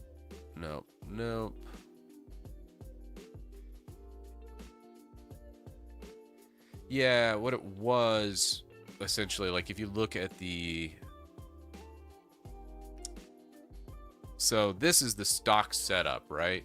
You got all this bloat around the experience bar, but the GUI will change based on controller input or keyboard input. And Diablo 2 is kind of a mindless game. I love it, don't get me wrong, but it's kind of a mindless game, and I wanted to use controller and keyboard because there's certain times where I'm like, oh, I need to do something multiplayer. I'll do usually keyboard mouse, but I also like kind of chilling with a controller. So what I did was I kind of cleaned this up and redid a lot of the graphics around the health pools, and then kind of took away a lot of this HUD. That way you would just have EXP, that, and do I have a picture of what it looks like? Ah, damn, I never did take a picture. And yeah, darn it.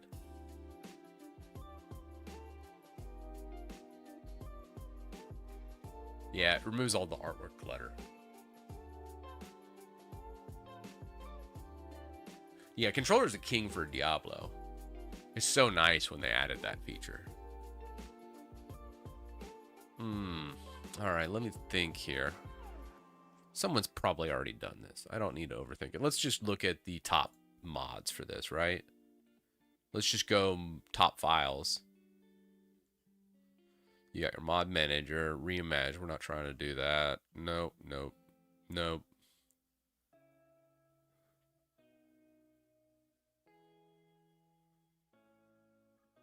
That's single player only. Same with that. Strax now. All this is single player. Lame, man. Ooh, I do like I don't know. I've gotten used to the symbols.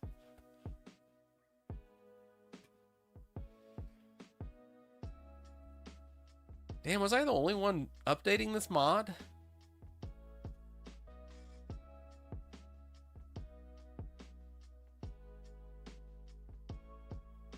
Damn, I guess I am.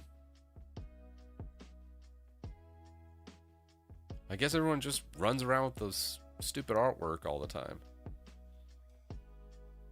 Oh, alright. Nope.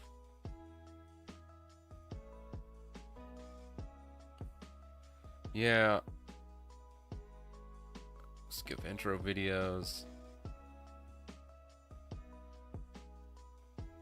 NPQ. Oh, yeah.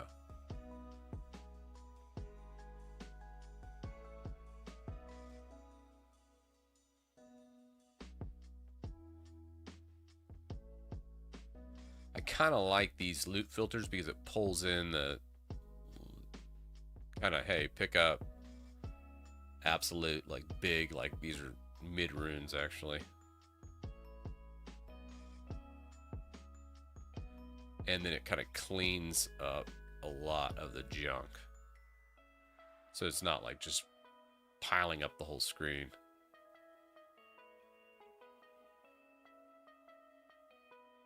Yeah, that's actually nice. Let's start with this one.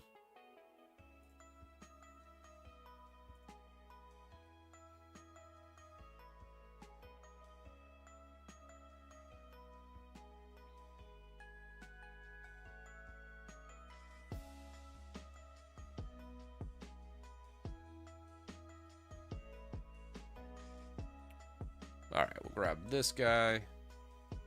And we're going to just take this MPQ and modify that. All right, so there you got your main. Perfect.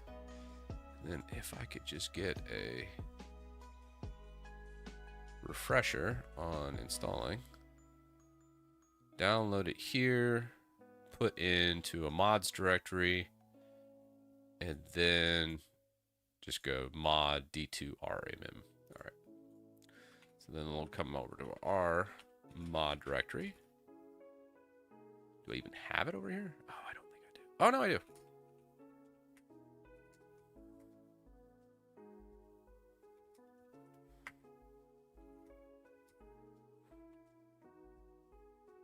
Then you got your mod info, data. Yeah.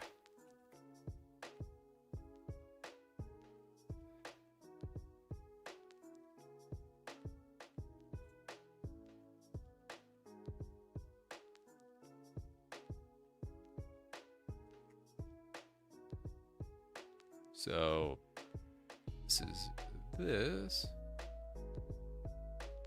mod.json.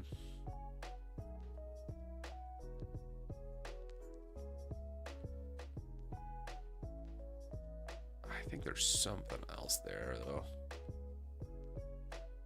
Just doing a sprite edit and I can't remember for the life of me.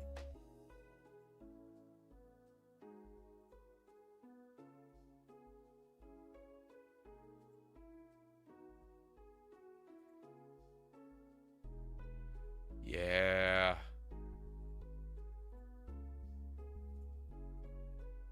I might be able to just take this, but I think I need to extract out the MPQ from the existing files.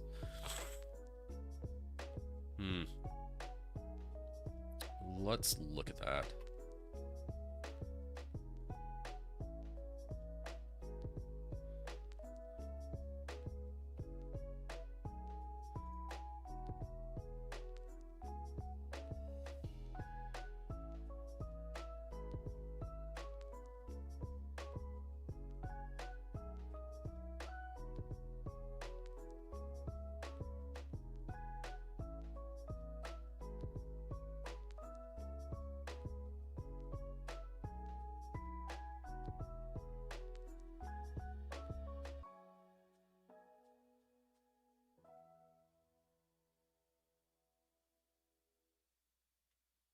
And then if we look at the full-blown installer file, dude, I tell you, I think I like make a lot of the stuff just so I can remember how I did things. I'm like, God, I do something and I'm like, all right, I'm not gonna need to do that for a while. Let's just go tabs. Debloat 2. So for the install here,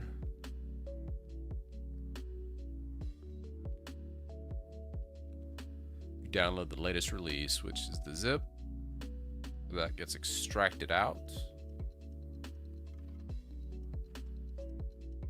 to the mods path, /mods. And then go mod loop filter text. Okay. That makes sense.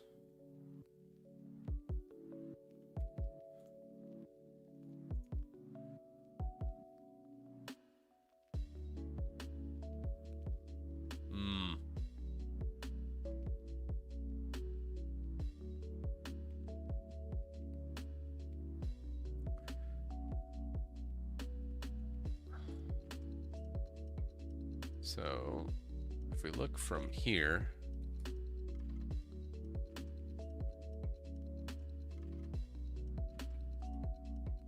pull a tree.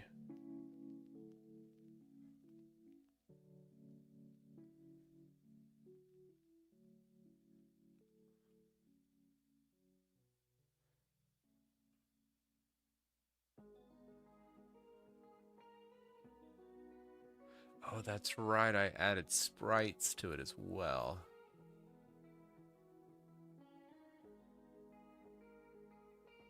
Does anybody know a good sprite editor?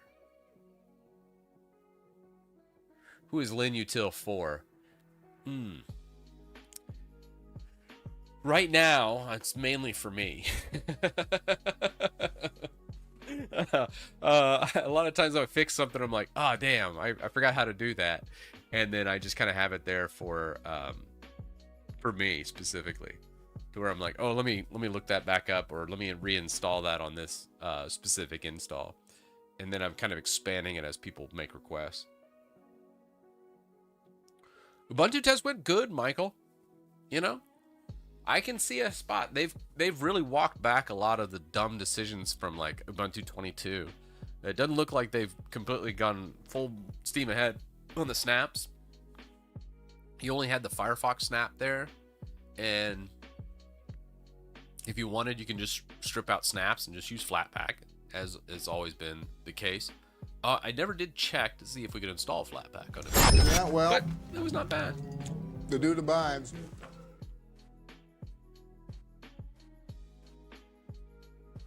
Oh, whoa. Been getting 7 megabytes left on a 180 gigabyte C on Office Work. Is that common on Windows 11? Ooh, yeah, definitely switch out your storage there. Appreciate the super chat by there, SRSMO. Run disk cleaner right now, SRS. For sure. If you're not familiar, here, I'll show you real fast. Let's go. Did I shut that down? I shut it down.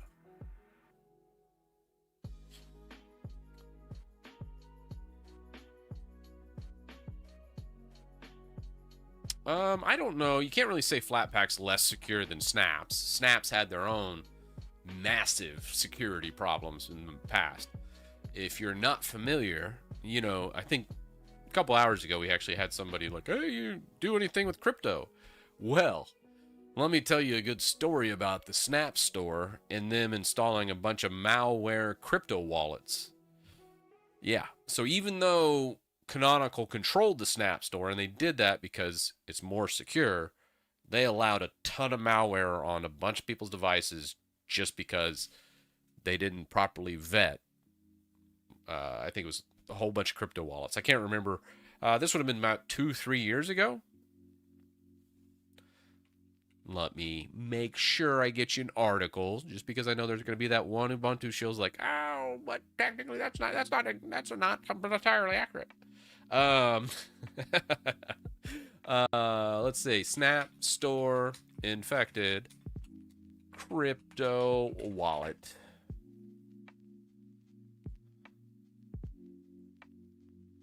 All right. Former Chronicle developer advocates Snap Store isn't safe after slow responses to malware reports. Alan Pope. Oh man, I haven't heard from Alan in a long time. I wonder what he's up to these days. The thing about Alan that's pretty funny that he always gets crap about. He used Edge on Linux. Microsoft Edge on Linux. Oh my god, people lost their shit. I thought it was funny. Anyways, longtime Ubuntu figure and community member. Persistent campaign about malicious snaps impersonating cryptocurrency wallets. Oh yeah. Oh, this is from 2026.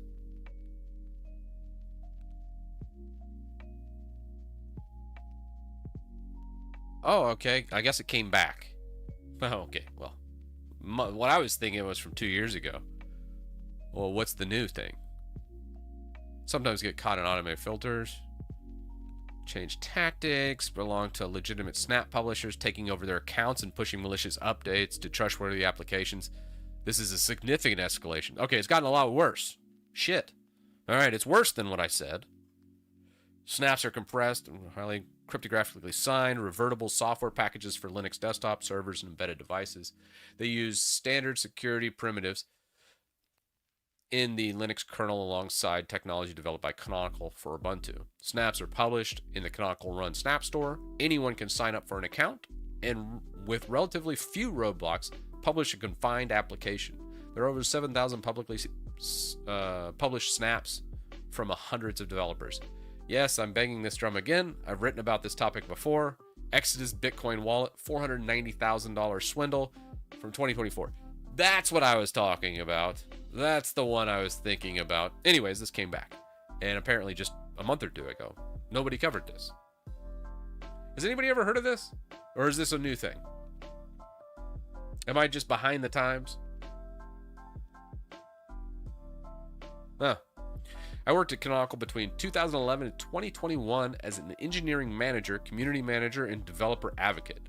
I was a strong advocate for Snap packages in the Snap Store. While I left the company nearly 5 years ago, damn, time flies, I still maintain nearly 50 packages in the Snap Store with thousands of users.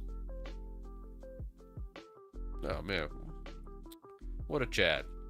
I also worked for Anchor until September 2025, and they sponsored development of 2 open source Apache licensed security tools, Swift and Grape. Probably said that wrong. I mentioned my employment history for transparency because knowledge from both roles informed this investigation. Personally, I want the Snap Store to be successful and for users to be confident the packages they install are trustworthy and safe. Currently, that confidence is not warranted. So someone in chat needs to read this article. Here, let me paste it in chat for everybody, just in case. Oh, you're the Linux news guy. Well, Michael, here's a story for you, brother. There's the link to Popey's blog. I'm sure you've talked to Alan Pope many times. I was just trying to reference an article from 2 years ago I remember from him writing. And here he is. Which is a problem for desktop Linux users who install Snap packages. I report every bad snap I encounter, and I know other security professionals do the same, even though doing so results in no action for days sometimes. Enter SnapScope. Oh. I recently created SnapScope as part of a vibe coding contest run by friends at ChainGuard. They're good people doing great work. This video is sponsored by SnapScope. I'm kidding. Would it be funny? Fun segue. My original intent was to create a web app that generates SBOM, software bill of materials, for each snap using Swift that produces vulnerability report using Gripe. Neither tool is perfect, and other tools exist, and I'm familiar with these. They suited the contest nicely. While monitoring SnapScope, I was reminded of the malware problem. SnapScope wasn't intended to find malware. It was meant to identify outdated snaps with potential security issues. But as soon as I added features to highlight suspicious packages so users could find informed decisions when searching for software. Damn. Oh, there's Exodus. Damn, well, after someone scores $500,000 in hacking somebody, That's one way of doing it. To be clear, none of this should be seen as an attack on the Snap Score, Canonical, or engineers working on these platforms. I'm raising awareness of an issue that exists because I want it fixed. The scam. The perpetrator's probably based in or near Croatia. You know who else lives in Croatia? Jason Evangelo. Coincidence? Maybe. We're getting into something here, guys. This is a deep rabbit hole. Where's this going to take us? Oh my god. Based on the data I've been gathering, are constantly... Where is Jason? He kind of fell off the... He stopped working at Thunderbird. The Thunderbird company that everybody hates. Mozilla. Sorry. Brain fart. Anyways, I joke. Small world. Based on the data I've been gathering, are constant attempts to publish fake crypto wallet applications. The malware masquerades as genuine apps like Exodus, Ledger Live, and Trust Wallet. It asks users to enter their wallet recovery phase, sends those credentials to the criminals, displays an error to the user, and by the time anyone realizes what's happened, wallet is empty. Whenever you think of cryptocurrencies, these people are absolute dog shit. The cat and mouse game, the Canonical Store admins have attempted to stem the flow. However, as with many security issues, it's a relentless game of whack-a-mole. The scammers have tried various approaches to appear legitimate. Initially, they published authentic-looking applications with plausible screenshots and storefront pages. This was an attempt or approach I documented in my previous articles written about the fake Exodus and Ledger Live apps. They started evading text filters by using special-looking characters for other alphabets, for example, replacing the D in Ledger Live or Armenian Z or Z with the first glance phrases at Latin D. I think he actually shows it here too. You can see it right there. So if you ever see anything like this, that is there. This one's just straight up Ledger Live with a hijacked icon. Hopefully not in the store. But, oh, crap. Oh, no. I lost it. I lost it. No. History. It's gone. Yep. You're going to just have to go read the rest of that article. I'm done. Or wait for Michael to make a video about it. Go subscribe and like. Anyways, that's pretty wild, man. Yeah, I think we got the gist of it. That's pretty crazy.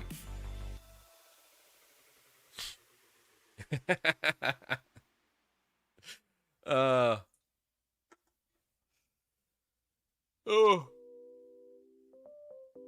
Chris probably forgets LinUtil exists. Oh, God.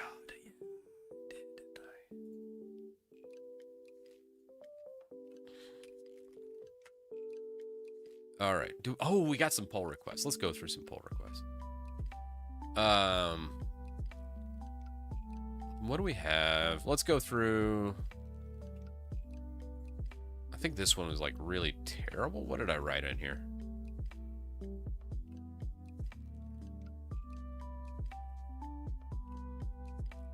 Huh. Remove the duplicate ampersand in the driver setups. Add a gamer-related setups for gaming tab. Avoid anything working with them. Added all the opinions, even remotely be considered for a gaming adjacent. So the list can be definitely cold.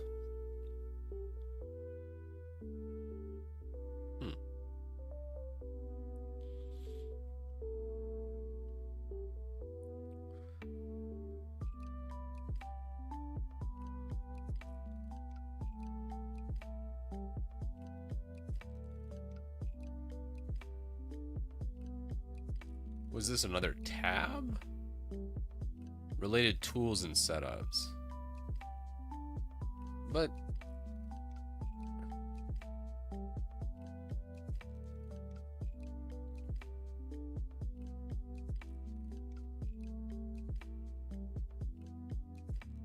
if I look,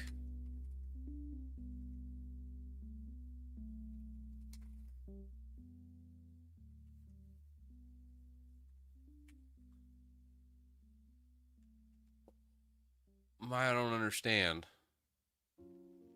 Why? He's not creating a new tab, is he? No. Why is this in gaming?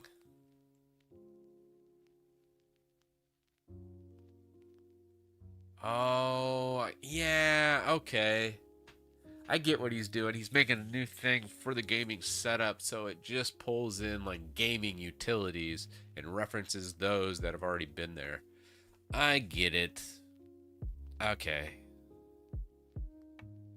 Yeah, I could kind of see that.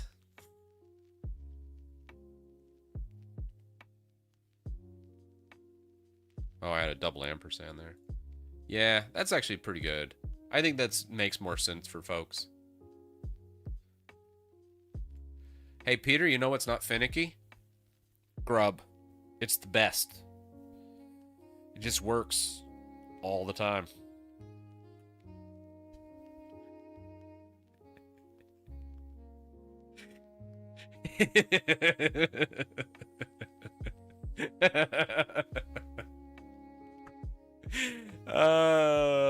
You know, I never miss a pot to poke fun at Peter's absolute disdain and hate of Grub. I love Grub. Grub's the best. It's Yeah, well, absolutely the dude pinnacle. Bootloaders for that. I said dibs on Limonite. I tried it. It's cool. All right. Do I need to? Should we install a bootloader? I think so. I know Grub so well. That's why I'm always like, oh, I don't want to do something new.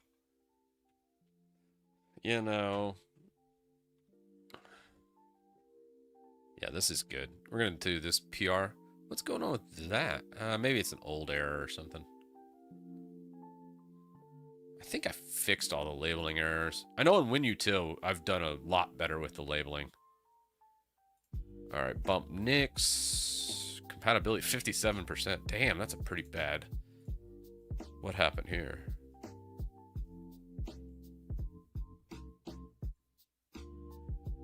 All right, Nix compatibility for the flake tool. Oh, I think Adam deuced out. Or Koi. I gotta ask him what he wants to be called. Dependabot.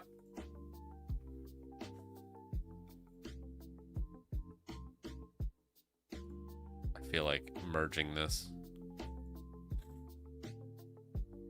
What's the worst that could happen? Bam! Dependabot, never broken anything. Just kidding. I do need to fix that Diablo 2 loot filter. Whenever I get offline, we'll look at that.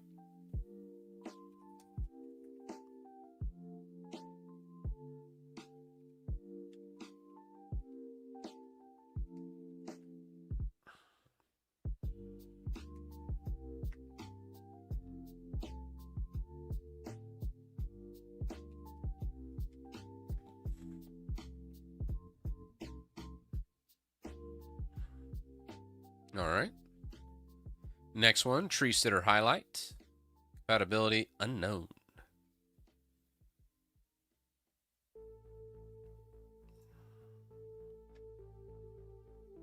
Did it get through the rust lens? It did. Ah, what's the worst that could happen? Approve.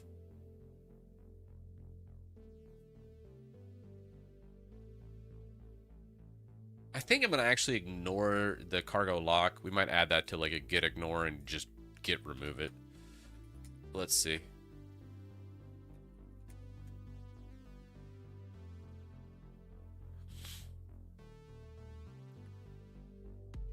Yeah, it's still working.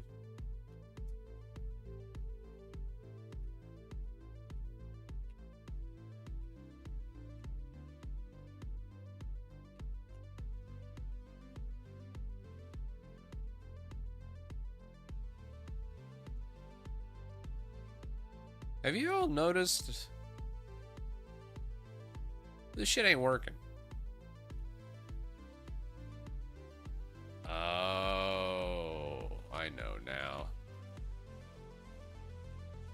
Ah, second, they're gonna blow me up, aren't they?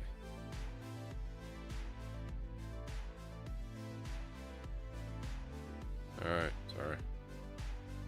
I had to respond. The problem I have here with this... Oh, so it's loot. Yeah, I need to change these. Because they don't need to be directories. Like, emulators is fine as a directory. Fallout 76, this should not be its own directory. Let's change the structure of that. That's no good. So, rename.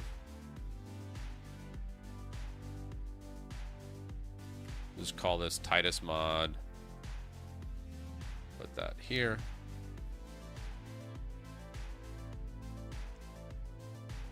Fallout 76.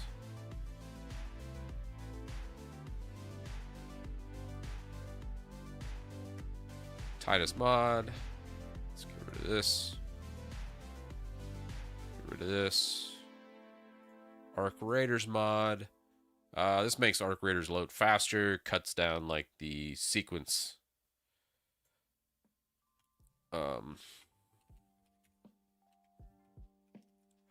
Arc Raiders mod.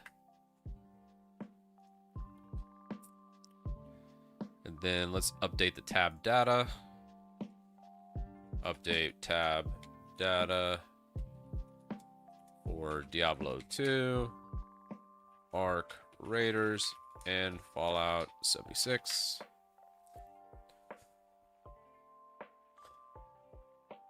Essentially, these are all the mods for games I play on Linux. Like Fallout 76 has a pretty extensive mod list that I kind of keep up to date. And Arc Raiders is pretty simple though, to where it just gets you in the match a little faster. Improves load times, some performance tweaks there, but not much. And then Diablo 2, I gotta update later tonight. That whole mod's broken since the Reign of the Warlock expansion dropped. But I'll go through and clean that up. I do want to redo those loop filters and bring that up to date.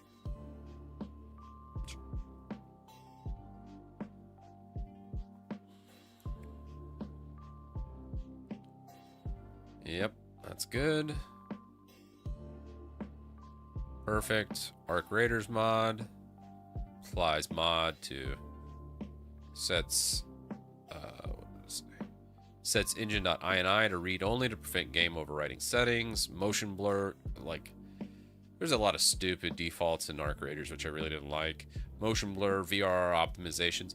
We also got to set up most Windows users remember reshade. I really like VK Salt. It's really nice. So we'll keep this.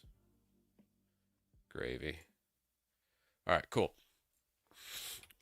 Fix games scripts. All right. We're gonna do a new branch. We'll call this game fix up. And then on this branch 2, I want to standardize this. This is the standard setup for all Steam-based games. So for Arc Raiders, you'd specify these subroutines are pretty standard throughout. And I think we might do like a common game setup. So if you look at this, and then you look at the Fallout 76. Oh. I need to standardize this more. The idea is you can add more games and more mods based on this type of thing. I like this. So let's make a standard framework for users to, like, if a developer wanted to add to this. What we're gonna do is grab this, these functions in both that and Arc Raiders. Come on, where are you at? All right, the functions in these files are almost identical. And new games will share this structure.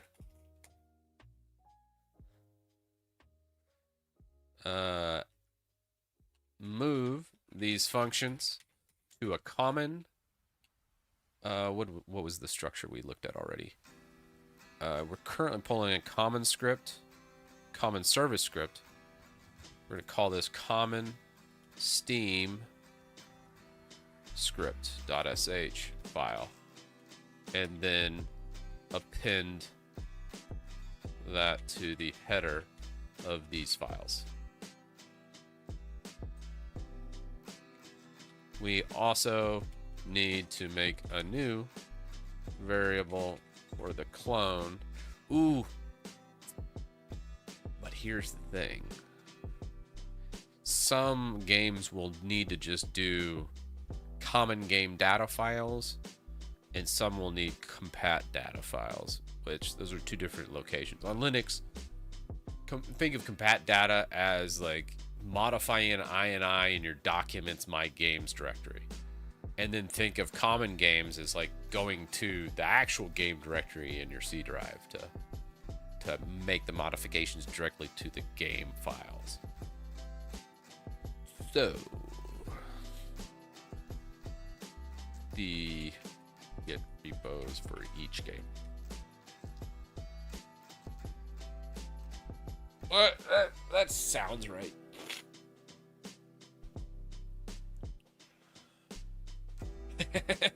Chris and his weird Fallout interest. I know. I am a weirdo. I don't do any modifications for Age of Empires 4, though. I should probably look at... Well, actually, I had a couple options under the Steam profile parameters. Like no intro videos and those types of things. But that's not a mod. That's just a flag when you run the executable. Sonnet 4.6 is my favorite. You might be thinking, that's not the most powerful. All the programming influencers I watch tout 5.3 codecs. Well, I wasn't paid hundreds of thousands of dollars to prefer a certain model. Did you guys see that weird line item? I think it was GPT, actually. ChatGPT spent over $1 million, or it was actually multiple millions of dollars, getting influencers to basically glaze ChatGPT. They did not pay me, and every time I use ChatGPT, I'm kind of like, this kind of sucks. I think I'm gonna just go back to Sonnet. I don't know what it is. Maybe I think I'm just using it wrong. Skill issue, I think is what some people would say. Bro, the chat is dead. I don't care.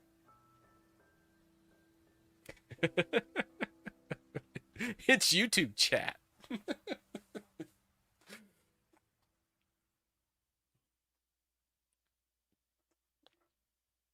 The DLCs don't include campaigns. Sometimes, it just depends. I mean, not very many people play Age of Empires for the campaign, so it's not a big deal.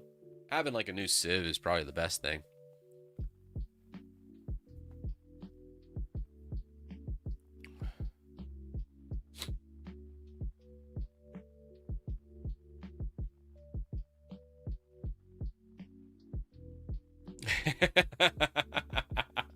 I'm glad instead of actually I can read my messages.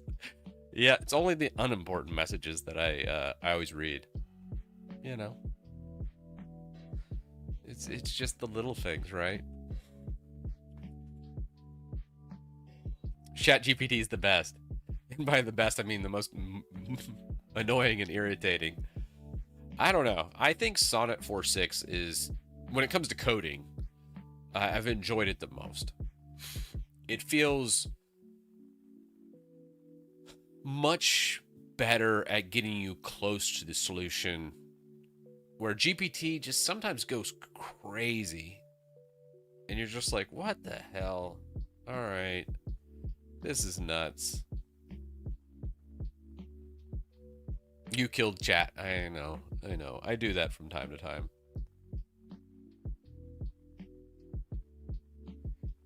Did you get a new PR, Fluffy? I'll do it. You vibe coded a file to play an audio file with Brave AI. It works. I've never. I wonder what model Brave's using. Gemini. Hey, I got Gemini hotkeyed, man. Pull up old Gemini right here. Meet Gemini, your personal AI assistant. It does all right with email stuff. I use Gemini sometimes to like clean up an email, because a lot of times when people email me, I'm really forward. I usually respond in like 1 or 2 sentences. Sometimes that can come off the wrong way.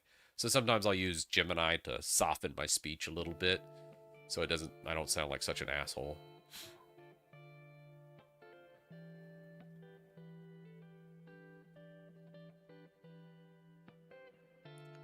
Yeah. I think that's fine. You can use it for some really good scaffolding. All right, here's the plan. Common Steam script. Find Steam apps, copy files, Steam game, Steam common, Steam app directory, temp directory variables. Each game script defines the variables. Source is common, defines game-specific clone git repo, runs the execution block, new git repo variable in each game script. Now let's read and write both game scripts in parallel, removing the duplicated functions, adding the source line, and introducing git repo temp variables. So this should clean them up by a good margin.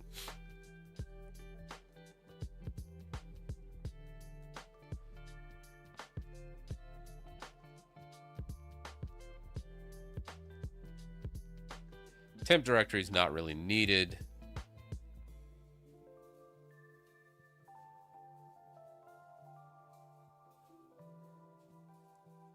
Let's go temp directory isn't needed as a variable,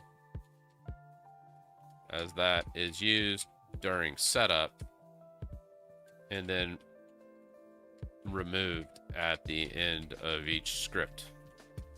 Just clone it to the repo name under /tmp.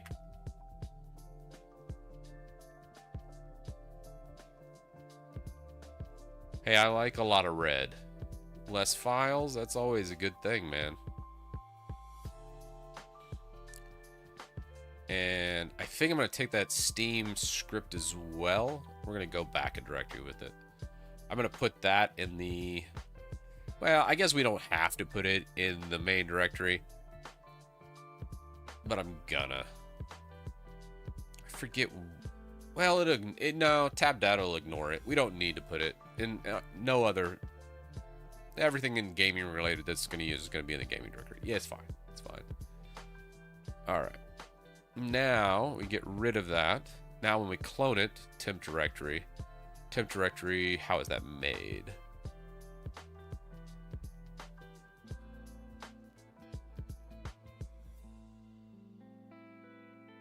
You still got to define the temp directory guy.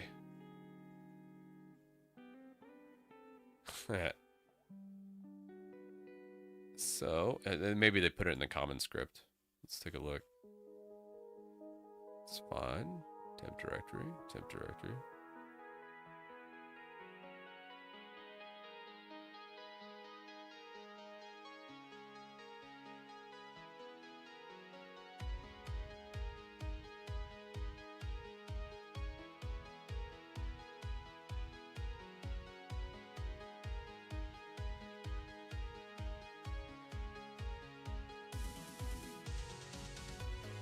Right.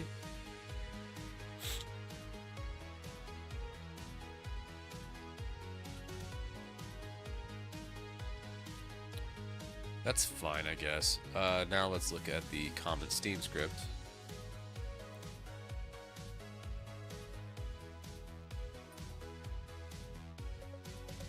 Cool. Temp directory is the base name of the Git repo.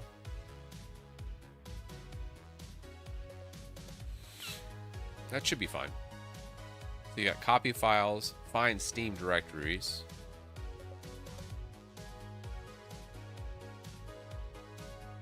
right, let's keep all that. So that should clean up our setup script. So this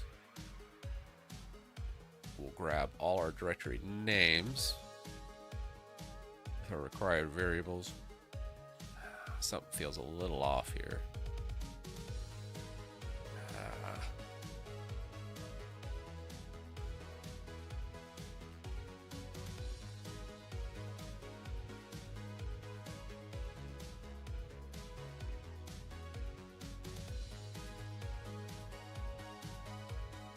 One,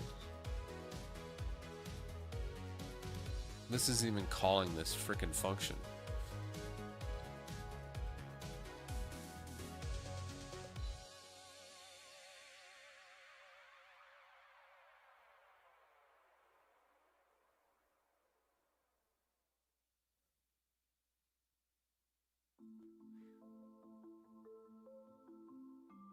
Stupid AI.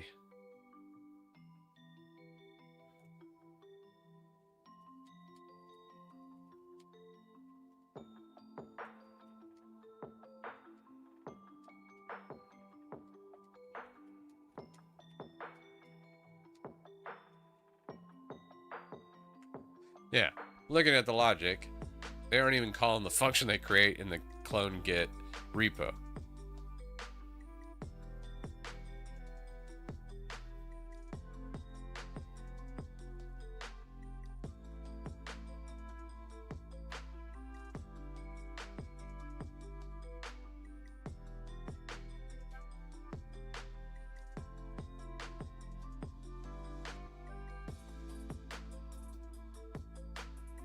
Higher precedent, realizing the issue.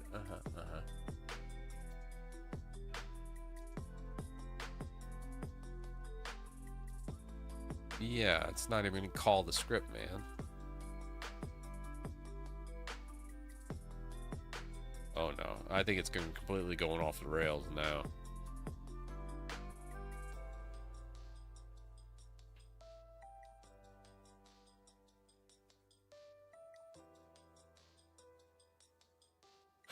Let's see what it comes up with. What was it? The last stream we did?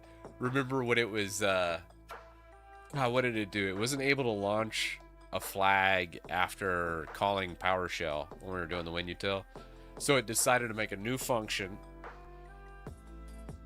a base 64, that would encode the entire string that it was going to feed there, and then unencode it all using base 64 at runtime. And I was like, that's a beauty.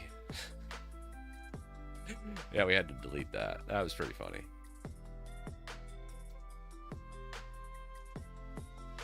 It would be faster to write it yourself. Maybe.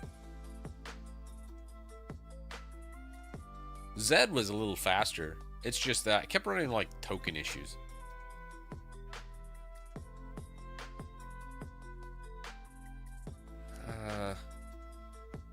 I mean, that does look better.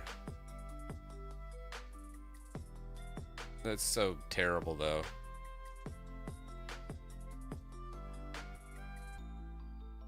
What? There's no standardization here.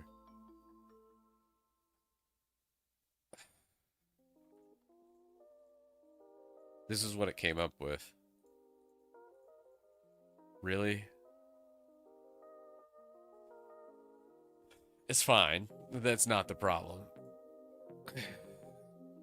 So here's the function, clone git repo.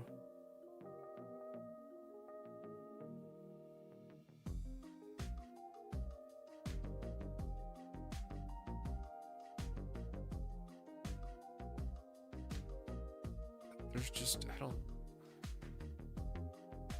let's run it. Let's run it just to verify, but that doesn't make any logical sense to me. Let's do Fallout.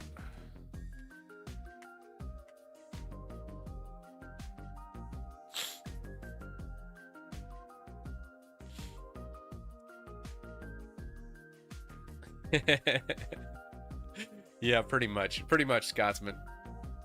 Oh, are you not VIP? Are you guys not VIP? Oh, we gotta fix that. Oh, wait, can I just click on you guys and just say VIP? That'd be awesome. Mod, timeout, ban. Nope. Nope. Prime. Manage suspicious user. Ooh. No, actually. It'd be just easier to just go.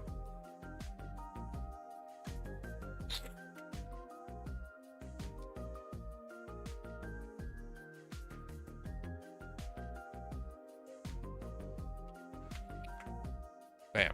Oh, no.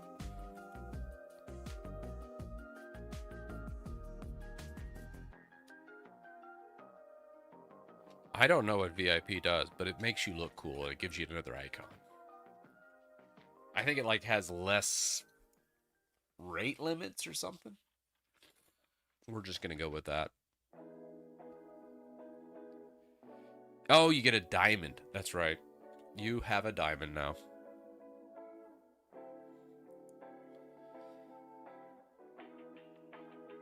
Defend Ubuntu about the claims. 99% of the claims are nonsense and spreads anger. Yeah, I could see that. Like, some people just nonsensical bash Ubuntu. I like to at least try and be constructive with my bashing of Ubuntu and follow it up with some kind of rational explanation, like we did with the malicious Snap store. I think they should just kill snaps at this point. Like, it's done. Like, no one's using them except for Ubuntu users, and it's just a bad implementation, and they just can't keep up with it. It's pretty bad when I look up an article from 2024, and then the problem got worse in the meantime, and it's been 2.5 years. It's kind of crazy.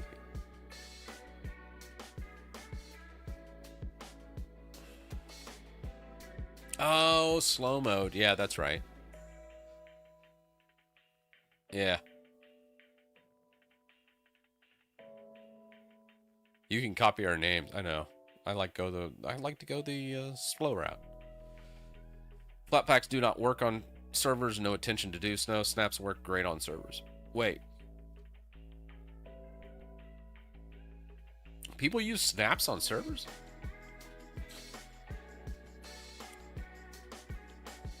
Call me old school, but you got to build from source if you're doing it on a server. I couldn't imagine. Could you imagine running like a Docker snap? God, you should be fired. Ugh, that would be awful. I imagine there's somebody that does it. That seems incredibly lazy, though. Like, the idea for me, like an Ubuntu server, for instance, it's something that you kind of like set and forget a lot of times. And not necessarily forget for years on end or anything, but you want to not babysit that sucker. Throwing a snap on a server, man, I don't know. Throwing a Flatpak on a server, same thing. Same with app image. I don't want to be using that crap on a server. I am a true proponent. You like need to build from source if it's going to be on a server and everyone's going to be using it. And if it's a container or something like that, definitely like build your own. That's the whole point of a server. It's not meant to be easy. It's meant to be secure. And I couldn't imagine. Oh, yeah, I just don't like that. Maybe that thinking's wrong, but I don't know. That's my initial knee-jerk reaction about people using snaps on servers. I don't think I could.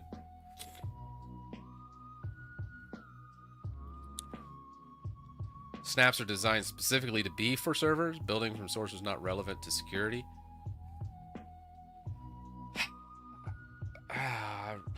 Man.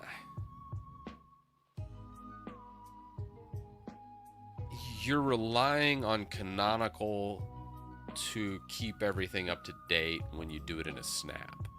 And I just don't see a scenario where I want a snap on a server. I'm trying to think of a scenario where that might be plausible. Like, I want to make sure any version update I do, I test it, and I just don't trust Canonical to test it properly. Does that make sense? That's why I would never do a snap on a server. I wouldn't do an app image on a server either, or pretty much any containerized storage. One, I think, and maybe this is not justified, but I do believe there's a performance hit for doing a containerized solution like Snap, Flatpak, or App Image. And there's definitely a size downside to that. So I just don't see when I would do that.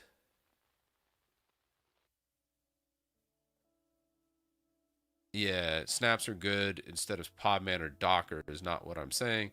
Just that it's why they exist. Still, Flatpaks have their own problems. App images are, yeah. I wouldn't use any of those at all on a server. Period. Like snaps, Flatpaks, app images, none of it.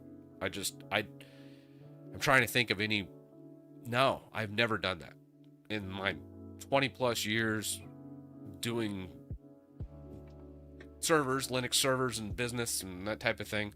I don't think I've never used Snap, Flatpak, or App Image in a server environment. Not once. That blows my mind. I guess it shouldn't be that big of a surprise, but yeah, I just don't see that.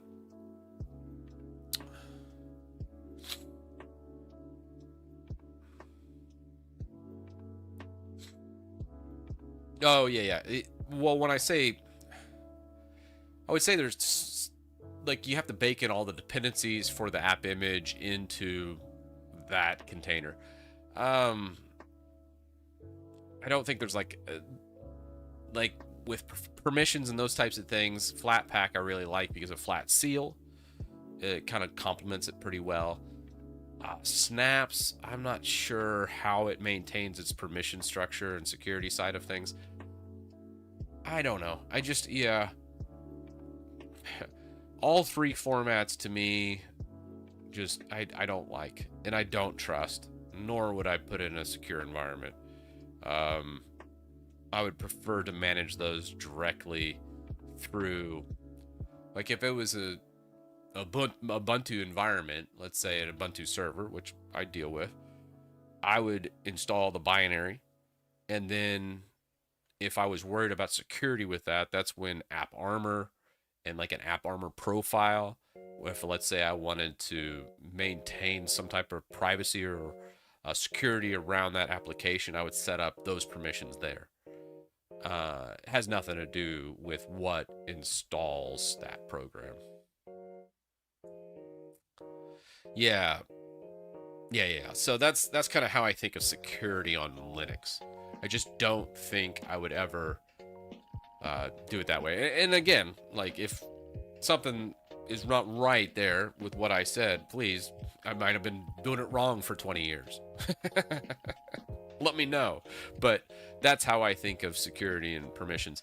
Relying on like a package manager, or in this instance, like whether it's Flatpak or Snap, I don't think of either one in a security perspective, because those need to be managed elsewhere for a security and to put in roadblocks.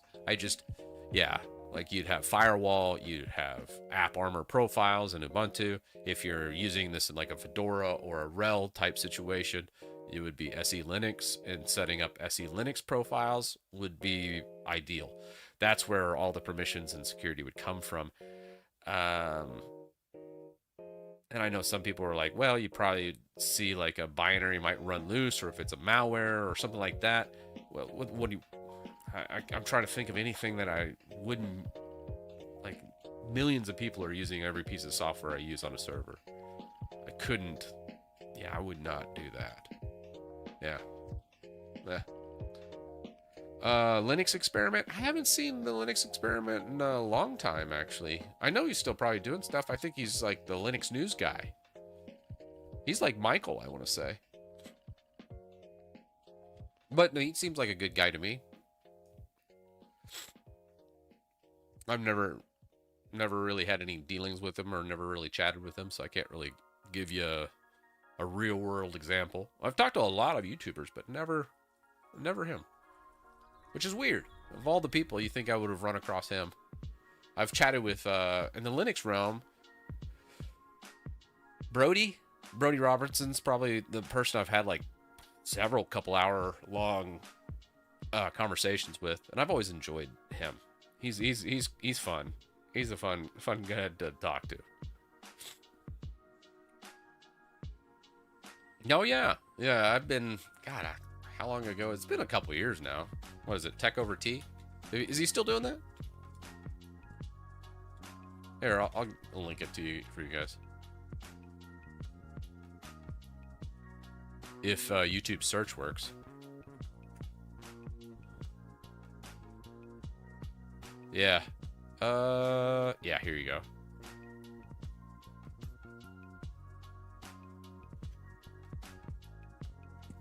There you go. That's the Brody one. That was like 2 hours long. It's not as bad as the, what was it, Yusuf?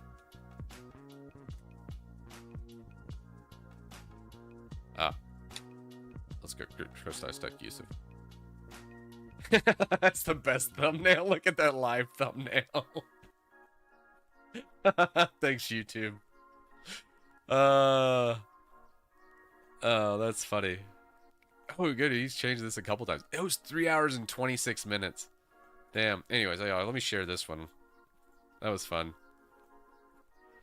That was a fun one, too. So I've done a couple long interviews in recent years.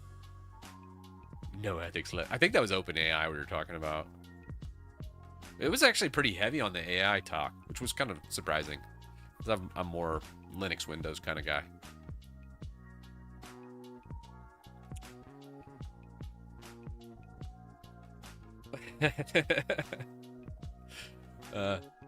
Oh, Prime too. Yeah, low level. You look hella tired. I actually feel pretty good. I got 9 hours of sleep last night, so I can't really say I'm not tired. Believe it or not, I guess I just look tired all the time. Maybe it's this lighting. I think if I had proper, I think it's, yeah.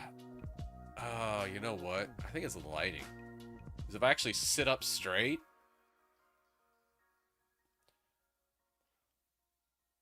do I still look tired?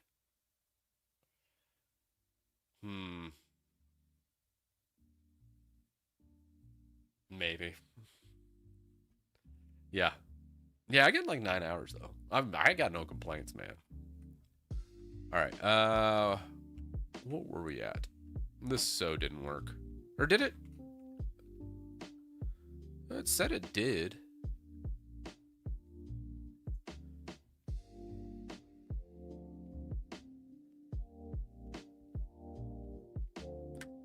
Okay. Was that better? So here's the Fallout 76. Now let's look at the Arc Raiders.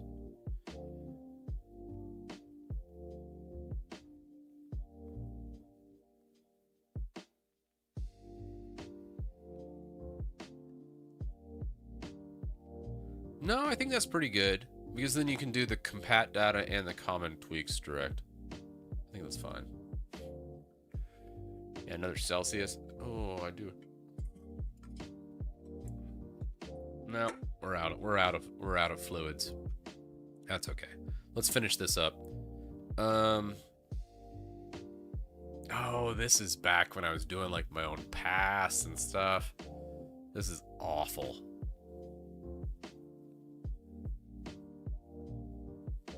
Yeah.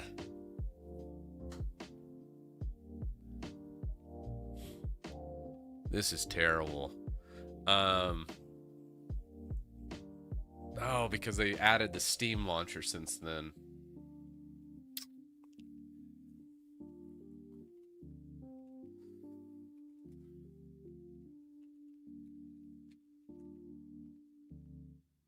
Let's go one. Do we have Diablo? Okay, that's the compat ID.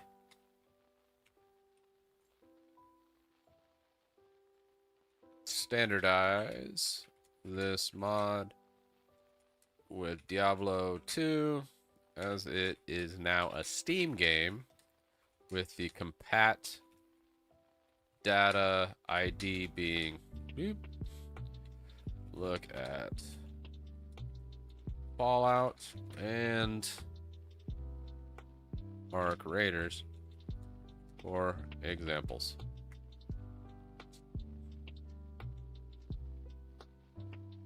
Yeah, I would say a lot more programmers use Linux than gamers. I think I forget what it was, but I was trying to program. There's certain programmers though that need Windows. Like when I'm doing the Windows utility, obviously, I needed to do a lot of Windows or PowerShell based commands, so I need Windows for that specific programming. But like if I'm doing like a shell script, Rust, trying to think of other projects I have, anything with web, which that's a whole host of different languages, Hugo, all those different ones, I typically always prefer Linux. Like there's no, like the workflow in Windows is pretty awful unless you specifically use like Visual Studio and those types of things.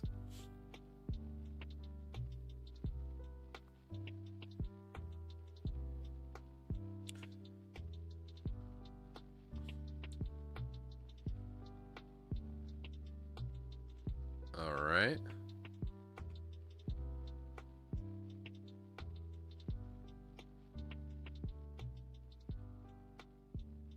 Dude, look at all this extra. Come on. Get rid of that. Okay, there we go. There we go. I was like, come on. You got to get rid of all that. Like, clean it up. Oh, Gabby's got a PR on StreamerBot. Oh, God. Here we go. Let's see what you got. 49 lines. That's what I'm talking about, son. Let's go. It's LinUtil. Let's come back to remote.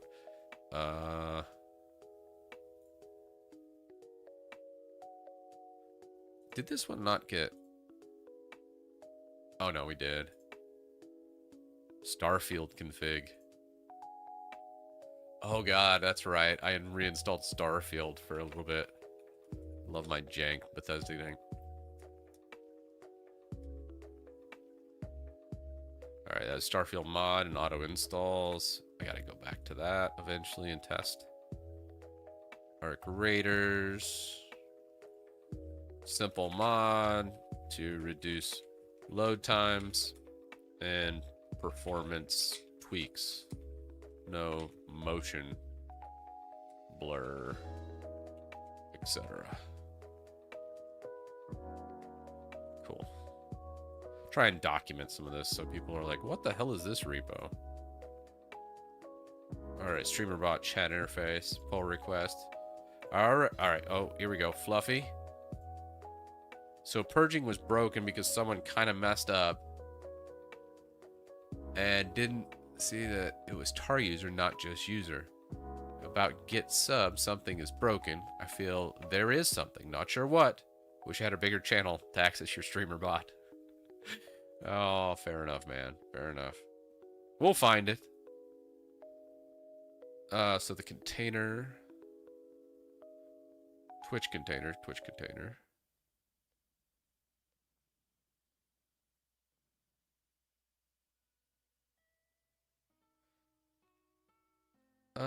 What about YouTube, though? Oh, this purges chat on ban. Oh, I got you.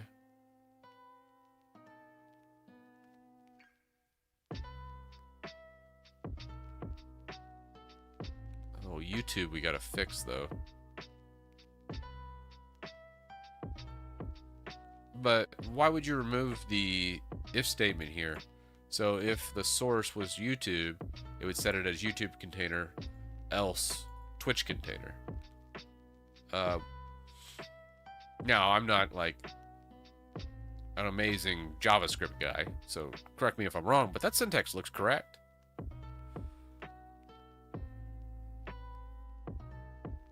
Emote, still working on that.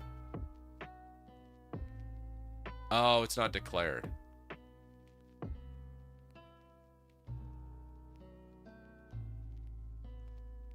I gotcha.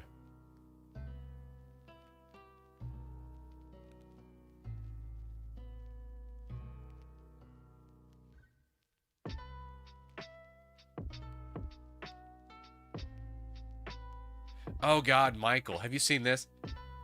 God, who is the crazy person in Linux? There's like a couple crazy nut jobs in Linux. There is one that is just absolutely batshit crazy. Somebody sent me a video of him, and he hates me. Like, dire hatred. He's like a German guy. Well, probably more than a couple. God, what was his name? It was crazy. It was almost humorous how bad it was. Bigger guy. A bit on the porkly side of things. And he had looked like he'd been living in his mom's basement for like a week or two. Kind of had like some scruff, but not like well trimmed. And then he had the glasses, and he had like a harsh, like thick German accent, but he was speaking English. Does anybody know what I'm talking about? Maybe he wasn't German. What was it? Oh God.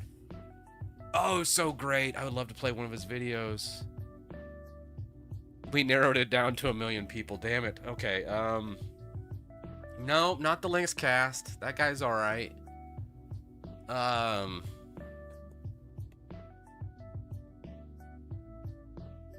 Starts with a K, maybe? Was it Ken? It sounded like maybe. God, what was his name? It was hilarious, but man, he hated me. He made like crazy. Ken, Chris, Titus, Tech, maybe? Ken Tech? Kent's Tech World. I think that was it.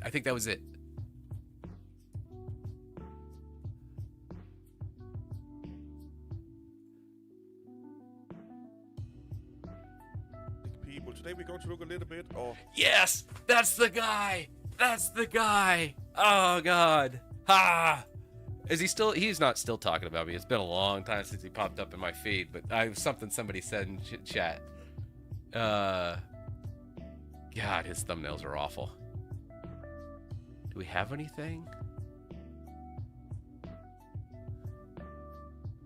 GNOME rant. I bet he has an Ubuntu rant in here.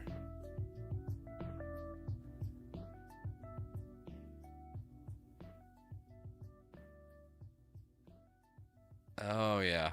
Oh, he's going after ordinary gamers. Like YouTubers. Going after some pirate here.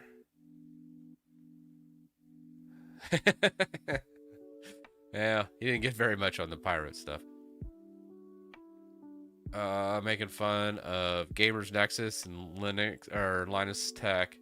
He kind of picks on everybody, so it's not just me. Then he's making... Oh, no. Oh, Michael, you're on here.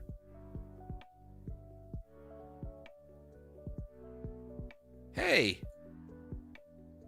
Look. Hello there, all you amazing people. We're Hey. going to do another reaction video. Michael, They're look at slowly this. coming back. I say slowly because I mean slowly. I just came home from work. This is one of the videos, or well, I haven't seen this video, but this subject is a subject that makes me ashamed and kind of hide from saying I'm a Linux user. Because how to convince anyone to switch to Linux? It's really simple. This is not a religion, people. This is not a movement to save the killer whales of the world. You know, this is not how to, you know, it's not a movement on how to feed starving children. All right, yeah.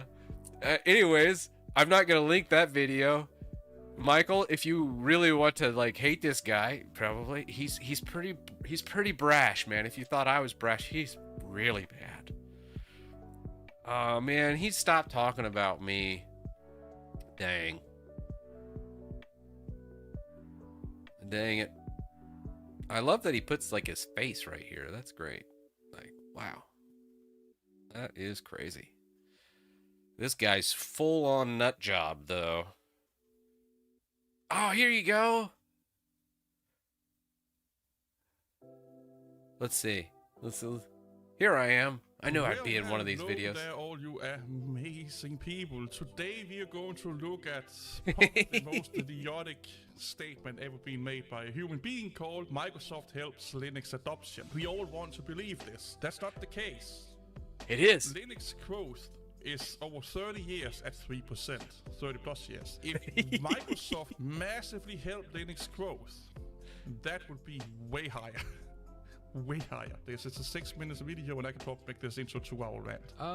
This is interesting. I like looking at this. The Linux desktop, you know, what is it? Is this a live stream he pulled me from?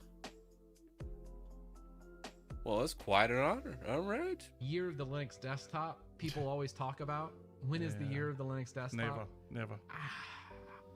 I wouldn't fault Microsoft for Linux's shortcomings. That's the thing. I talk a... See, I fucking love this. Not the only, but 9 out of 10 times, if there is issues or faults or shortcomings in the Linux community with Linux, it's nobody else's fault. Well, it's an 18-minute video, and I can't do it. But anyways, Kent's Tech World, if you really want to see a crazy person, there you go. It's been a while since he talked about me, but he hits all the major YouTubers. It's very much a reactions channel, but I was like, anytime you're feeling like some brain rot. Well, yeah, maybe a J cut, L cut, learn that. That might help. Oh, well, the video about me was hilarious because he had a hardcore opinion of what I said without watching it. Hello, crazy. I know. He's kind of a nut job, though, Michael. It's quite an honor. Anytime any YouTuber gets mentioned on there, it just tells you made it. Chris, you fulfill me with my dosage of crazy for one day.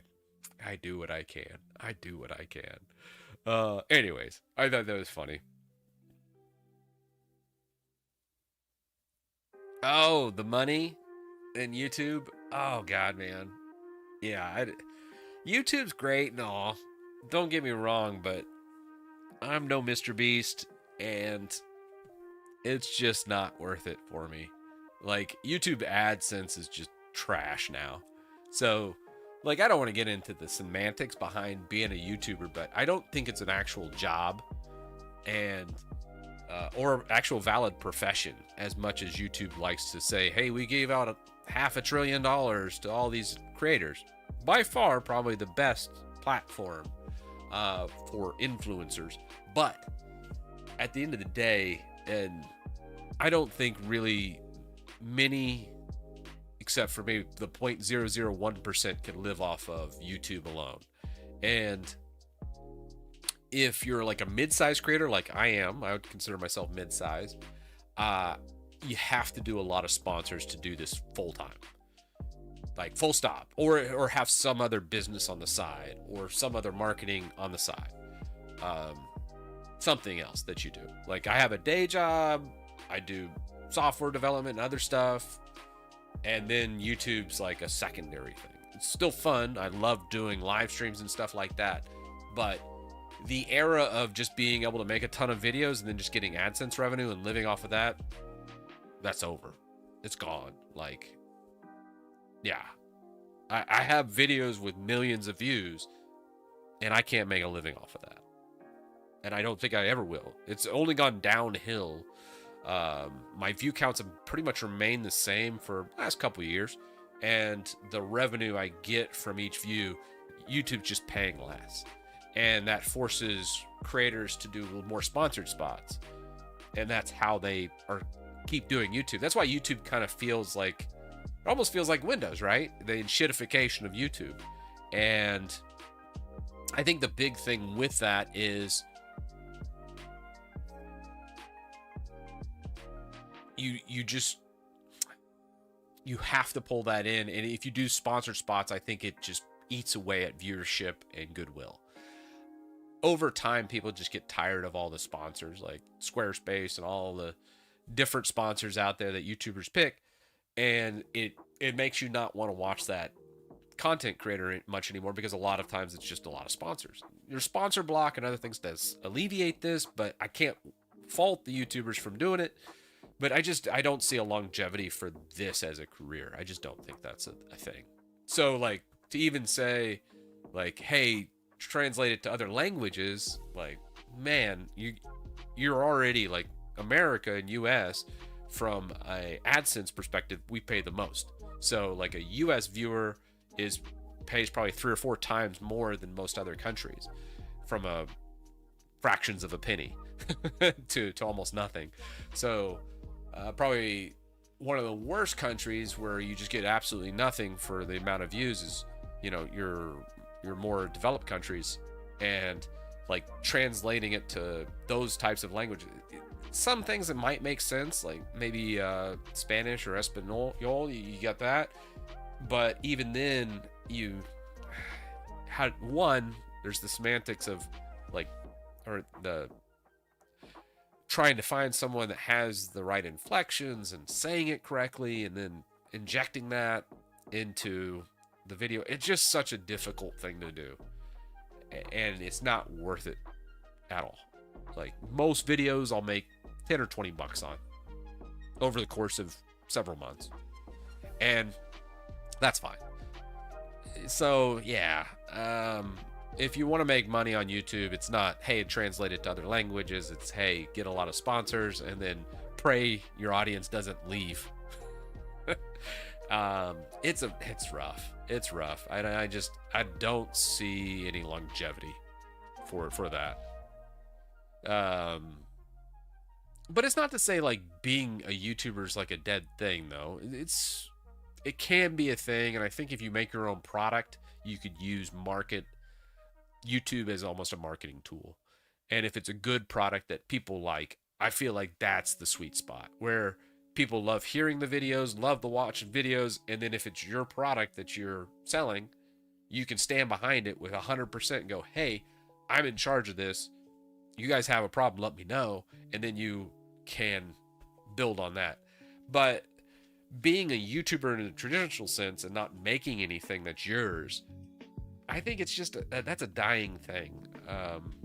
I think the last generation of that, where people could just do it without sponsors, was like Markiplier, Jacksepticeye, that whole generation, which would have been like the mid 2010s YouTuber. And I think everything past that is just, you know, you have had some big ones. I think probably the latest generation in the tech sphere would be your Primogen, your Theo. Those guys are really cool, and they've kind of popped into my feed quite a bit. They seem like genuinely good guys, but I fear, you know, usually the lifespan of most creators is, usually you peak about 2-3 years in, and then it's like a slow downfall over time after that. But not always. You know, some people have longevity, especially in the home lab space and the tech space. It just depends, though, on the sponsor side of things. I think if you take a lot of sponsors and most of your revenue comes from sponsors, it's only a matter of time before the audience just kind of dies out. Anyways, that's kind of where I'm at. Like, I'm like, oh, you know, and I've done this for 8 years, and I feel very privileged to do it. But it's not something I think I would ever want 100% of reliance on. That's why I never really quit my day job. I always was just like, don't really want to do that.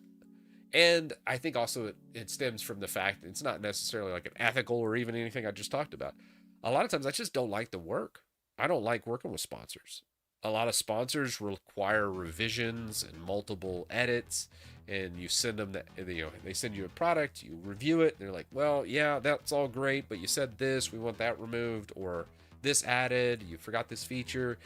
And there's this whole back and forth that I just don't like at all. And I just like the genuine, straight, here's my first shot, done style video. And that just doesn't really happen today. 2 PRs in 3 hours. Not bad at all. Yeah. Yeah. Maybe you get a new candy bar or something like that. Ugh.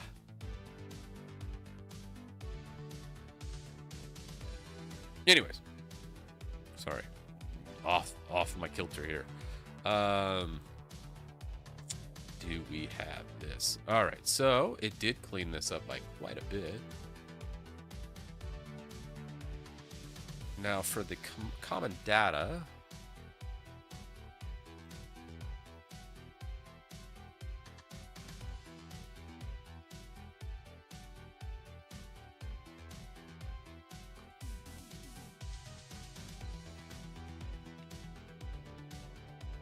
Should be the common data mods. Let's double check that.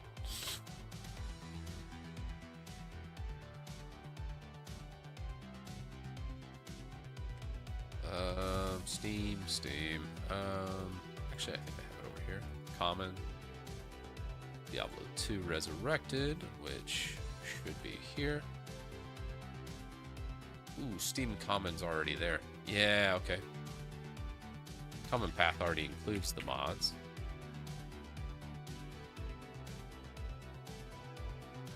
So we have our copy files function from our common script. That should go in there.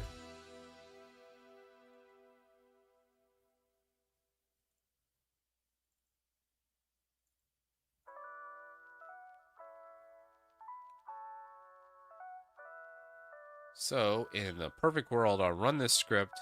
The mods directory will pop into here, and then it'll have a subdirectory called loot filter, and then it'll also have all the files in there. Let's see how that does.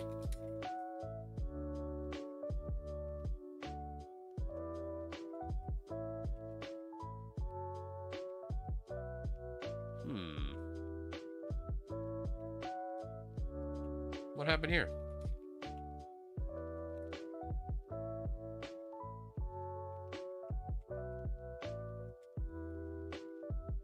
Let's clean it.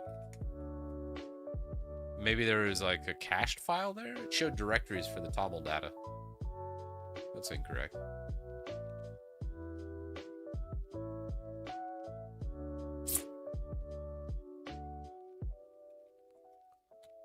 What happened? What?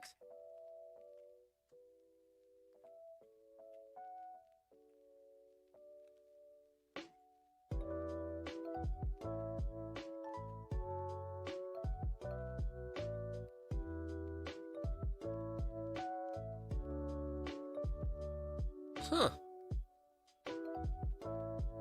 All right.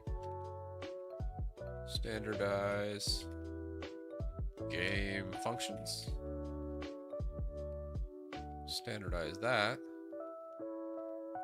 Let's publish it to origin.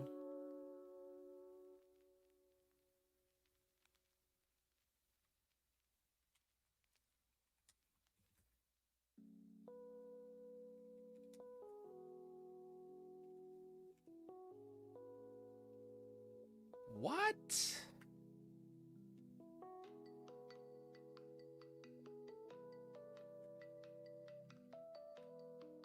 All right, what am I missing? Oh, I'm such an idiot.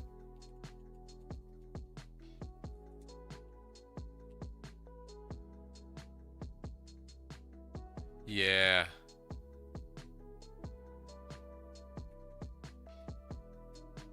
Yeah. I forgot. All right. We're good. Gaming. Arc Raiders. Titus mods.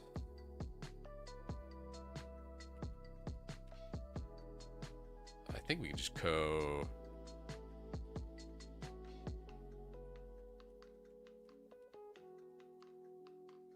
data entries.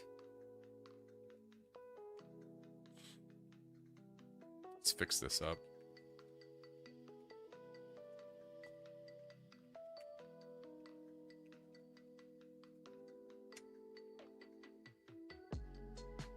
Missing our bracket.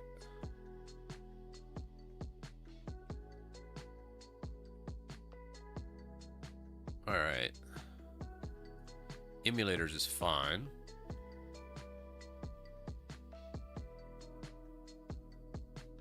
And then we got Fallout.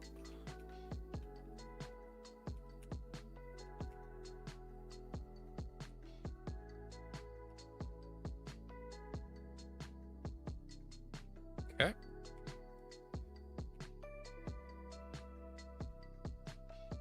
Then you have your related tools and setups. Gravy.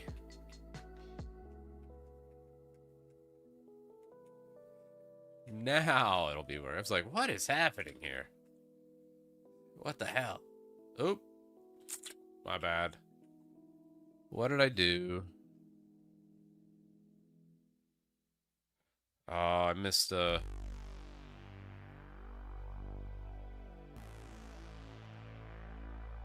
Yeah.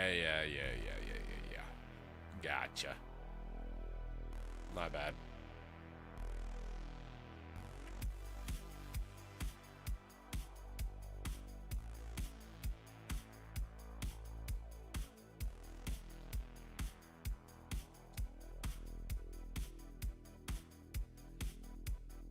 Now, much better.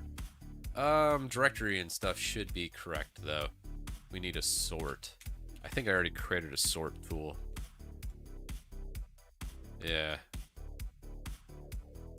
Now, that should fix it. Much better. So then you just directly install what we got.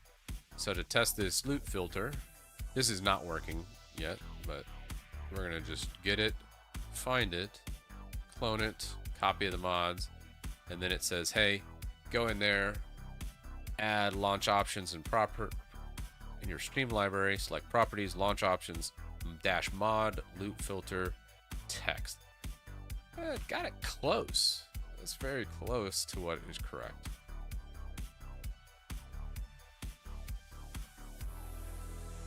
Ooh, actually, I don't think you might need to do %command. Maybe. I don't think so. Let's see.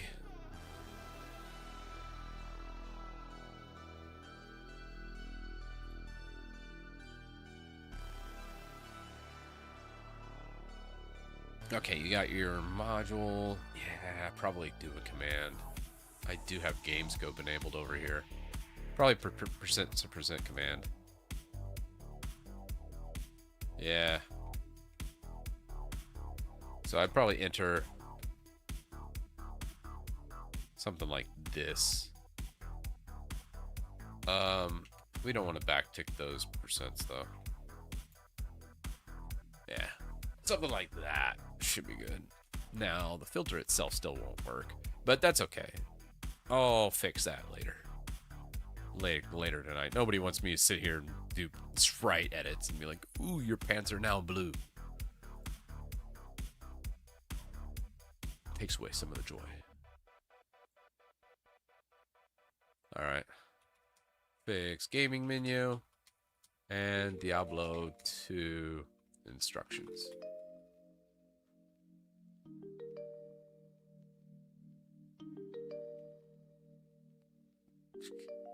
We're on a protected... What? This isn't a protected branch.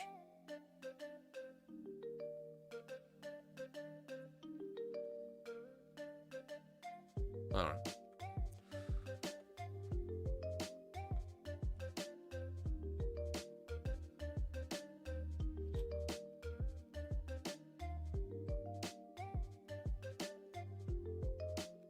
We didn't crash GitHub again, did we? That'd be funny.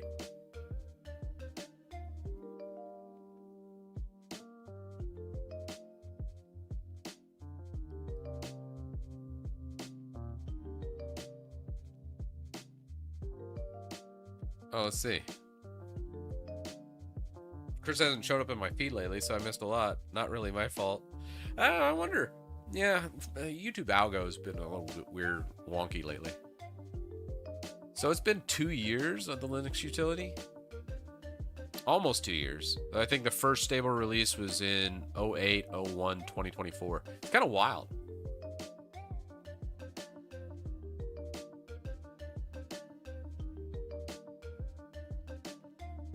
Did you just clean 17 gigs? Did I?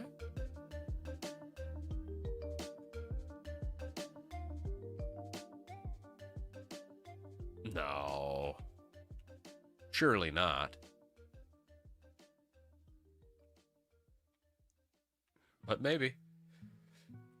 Rust gets kind of crazy, Gabby.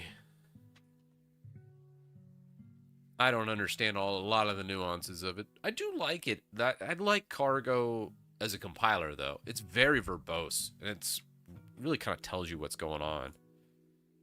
So, all right, tree sitter bash.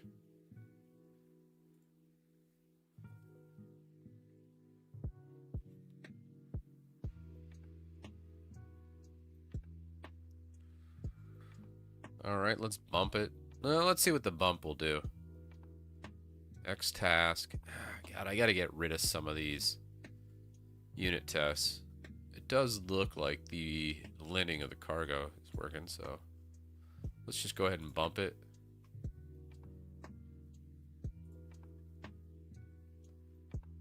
And then we're going to squash and merge this game fix up. It's pretty much there. We're going to put this as new feature, refactoring, and UX UI improvement. Description.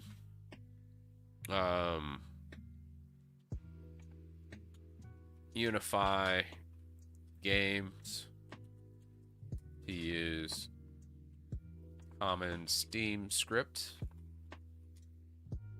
and functions for Steam games, so it is all shared across new gaming scripts for other games.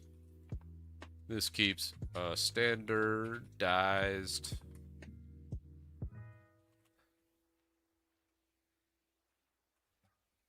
a standardized script structure for all Steam-based games.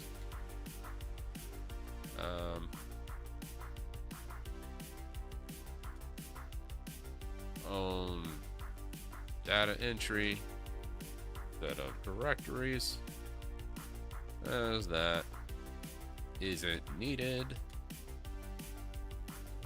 Okay. I don't think that resolves any issues. I haven't even looked at the issues. But we'll just go ahead and create this pull request. Let's see what happens on the unit test. I feel like the unit tests are kind of broken right now. I gotta look at them.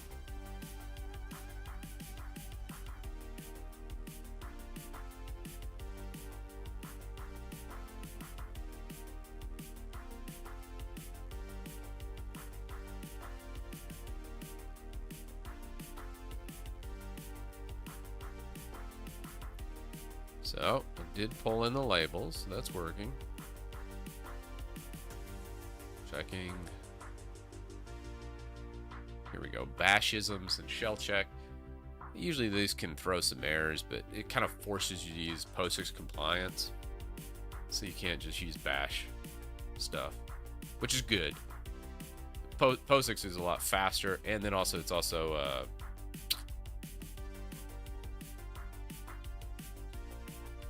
alright, that was pretty good. What shell check do we run into? I have a tendency to get one or two wrong.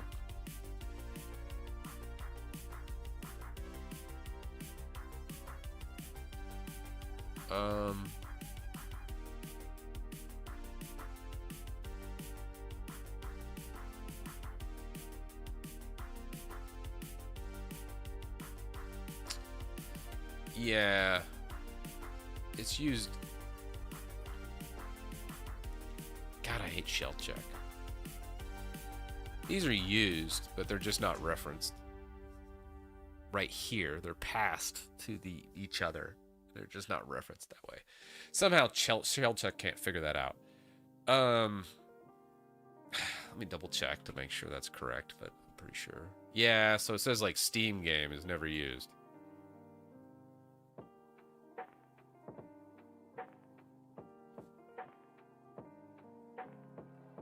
Yeah, so it's not used here, but as soon as you pull up the common file, Steam game set here, it's also referenced here.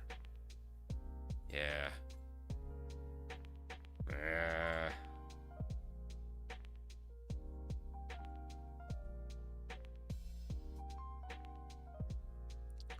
How do we want to fix this?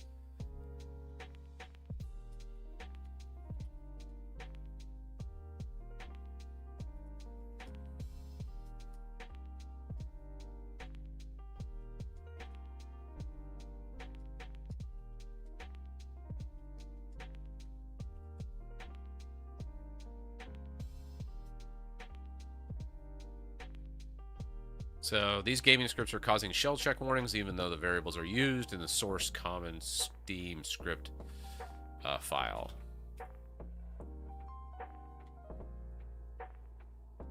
What are the options to alleviate the warnings?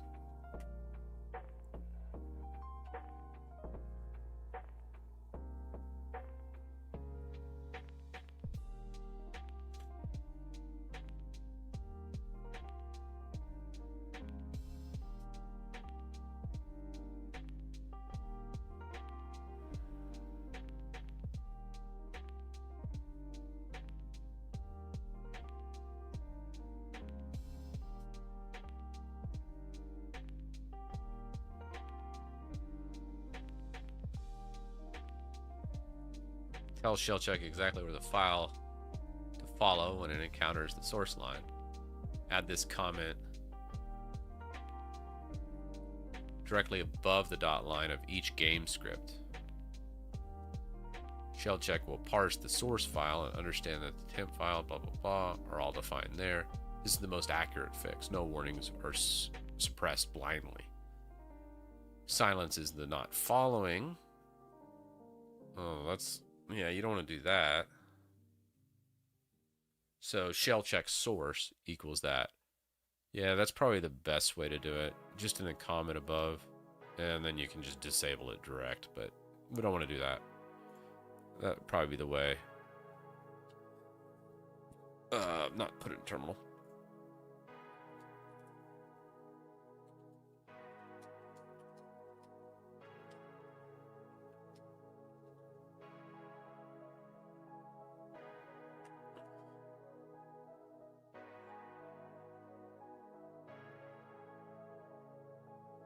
Oh, a docs part? Oh, yeah, Scotsman. Let me do that while that's doing its thing. Well, let's see here.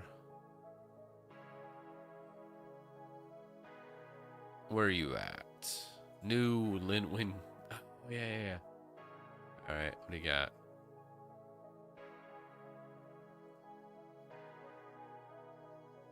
This one a little bit. The structure's a lot different from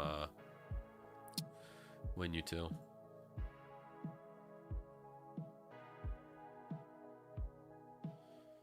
I forgot. Does LinUtil even have a website?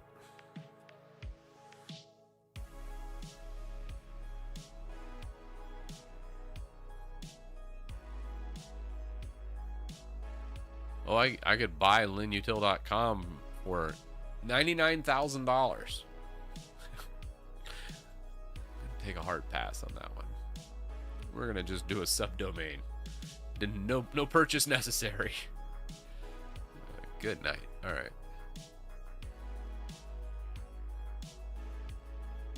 Cool.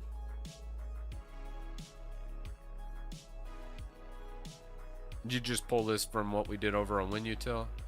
I think it should be fine. Let me see what we have for the settings here. We have pages. I can't even remember we set up GitHub pages here. Let's see, we have that. GH pages. That's incorrect. Docs. What? No. Let's go docs. Alright. So then we have that. I'll probably set up a custom domain here.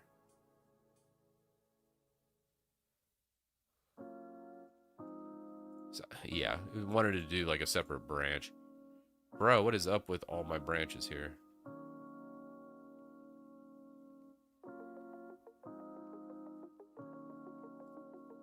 Oh, God. All right, well, let's clean some of this up. What in the world? Jeez. Don't let Gabby in this one. He will just go on a deleting spree. He's gonna be like, God, what was Chris doing? Yeah, it's a mess. Must clean. Love you, Gabby, but man, yeah, this one's. Let me do a first pass here, just so it's like cleaning your room before the maid comes.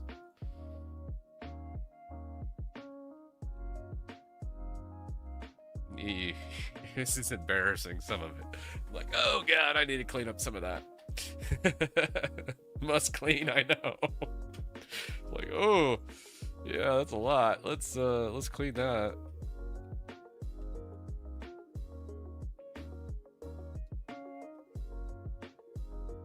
Oh yeah, that's right, we were doing cleanup here. All right, so we added source checks on all those. Keep. So now it'll check those, and the gray out's great. Now for this one, do we have any warnings here? I don't think we do. Show active file only. All right, good. Good.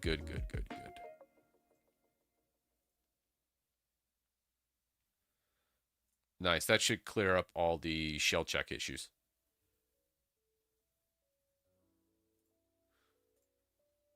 All right, clean up shell check issues. I need to redo the branch rules.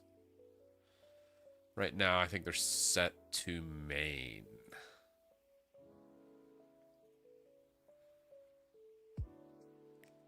All right, that's good. Now on refresh, we should get a green check mark once all that goes through. Let's and we got Scotsman website done. No, I approved it. All right, let's merge this. I'll check this out. We'll probably I'll make a subdomain LinUtil on christitus.com. Get that published. Let me finish these dependency bumps, and then we'll go through all of that.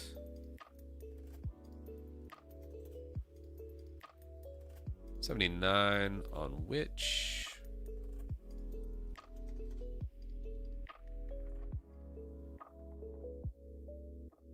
That should be fine as well.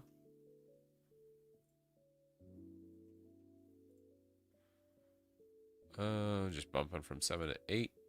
Cargo lock, that's fine.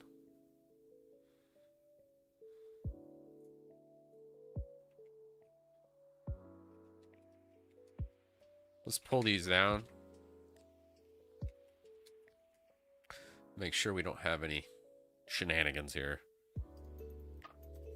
with any of these dependency bumps. Oh, the cargo clean, you looked it up? Oh my god. I know what we still need to do on the streamer bot. I need to make sure. Damn. That's a lot of bloat. What the hell was I doing in this project?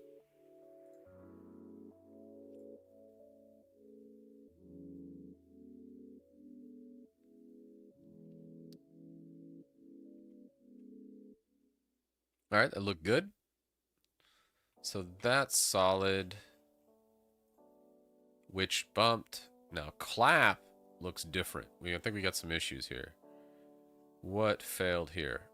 It looks like it's just spitting an S-task issue, which is just documentation. This is a minor version update. Screw it. We're just gonna bump it. Yeah. I think we can ignore those errors on the unit tests. We'll test just to make sure. Let's clean. That one has a 2 gig clean. Let's do a rebuild and run.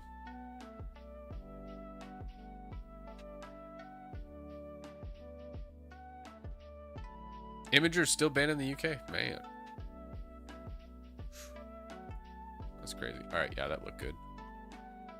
Great. Now, why do we still have 8 branches?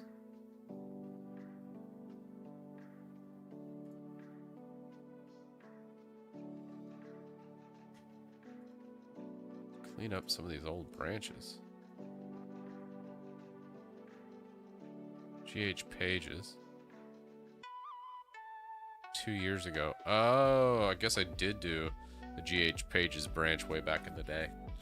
Let's just dump that. Alright.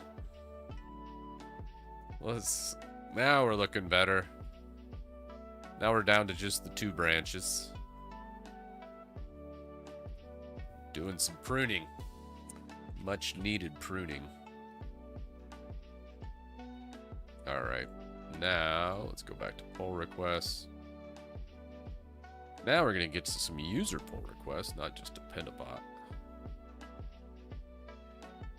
Like WinUtil, it's a redundant here as well with the bug fix line. Oh, yeah. True. I really cleaned up a lot of the pull requests, bug fixes, and those issue templates over on WinUtil already. I need to probably do the same over here. This isn't as bad as WinUtil. WinUtil got just ridiculous. I minimized that because what ended up happening was it was so stupid that everyone was just deleting the entire template and just saying, that's dumb, I'm just going to do my own. So I made it more straightforward, minimal template that people actually use. Add GPU driver and fix Wi-Fi manager. Oh, we got some conflicts. Conflicts are too what?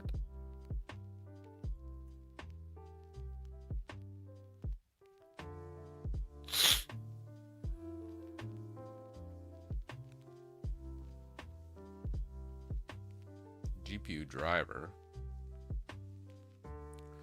He just did a shell check disable, global disable. He didn't even bother. Don't like that. Adding a prompt, yes, no, instead of using common scripts functions. At least using the global variables.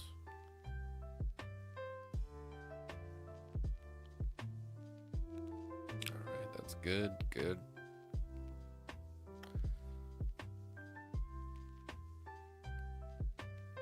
Yeah.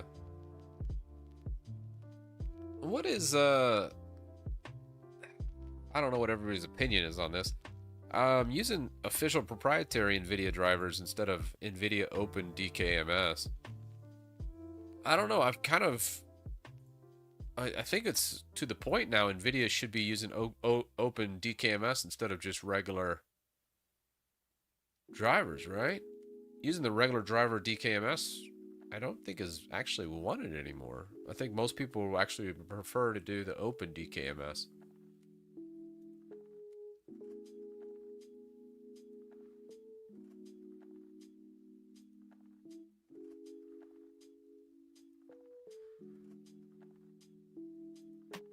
Oh, the docs.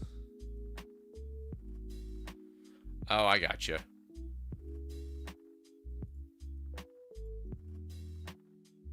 Just delete it.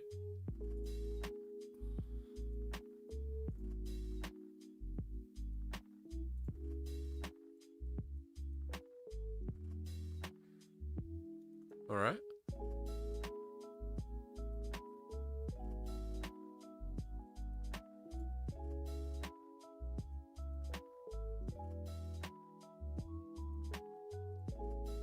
Let's just reload it. Hey. There we go. Now, the problem I have this.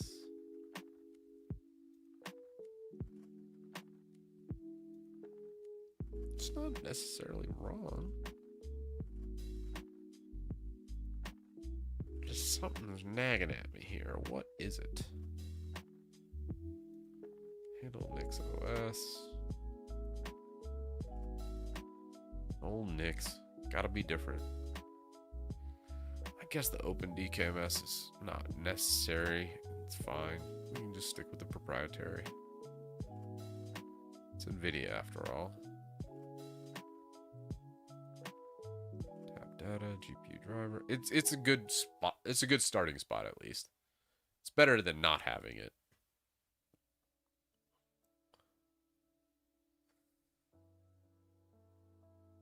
I guess the thing I don't like is that disable of the shell check. I wonder why that was done.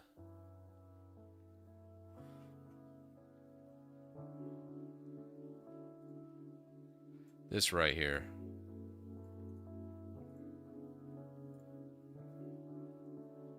Prevent globbing and word splitting. I kind of see the disable of that. That's kind of an annoying shell check thing. If you're passing a value and it's just a variable and it has a space in it, it'll pass 2 values instead of 1. So shell check wants you to put quotes around every variable, essentially. So that'll prevent globbing and word splitting is what that means. Is it needed? Sometimes. Sometimes not, though. And it seems just, it can't really distinguish right from wrong, so it just says error. So I kind of get it. Yeah, let's approve it. Let's go. It's a good starting spot. I feel like there's a couple little fine-tune things that need to happen, but overall, I think it's good. Well, sometimes quoting the variables, I guess. I mean, yeah. I don't feel like fixing it right now. Let's keep going. All right, gaming sand selector.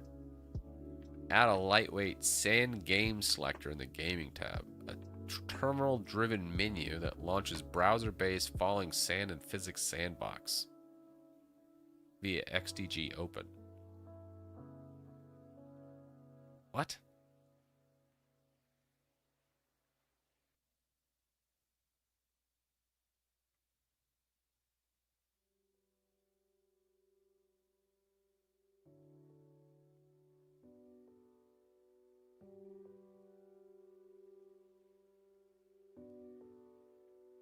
Huh.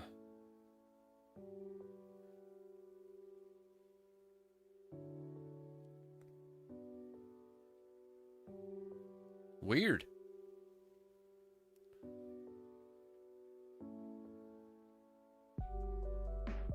Not public. We're just gonna close that. Not feeling it. Appreciate it, but nah. Alright, what do we got now? Shell check, of course. We meet again. What you got for me, shell check? What? Rerun.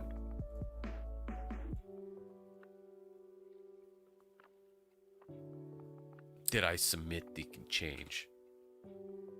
No, I did. We're good.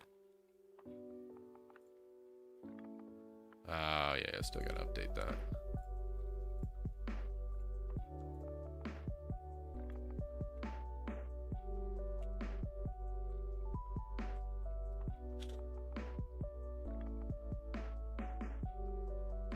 The new MacBook Neo. I guess if you like cheap MacBooks, I guess it's not the worst thing. I don't know. For $600 though, I think you should just go the extra couple $100 and go with the MacBook Air. I know it's right now. I think it retails at $1,000, but I don't know. Using a mobile chip and a little MacBook, that's a hard sell for me. I think you should just go with like an M4 Air. Huh.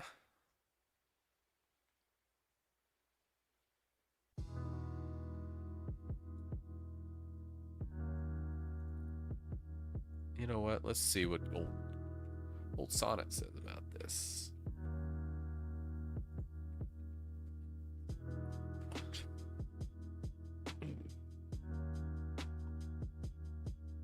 Yeah, over an iPad, I definitely would go with a Neo.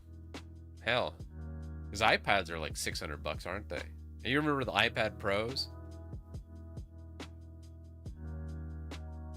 I wouldn't say I left Apple altogether. I mean, I still happen to have this guy right here. The old Apple MacBook M4 Air. It's not that bad. It's a pretty damn good laptop, I will say.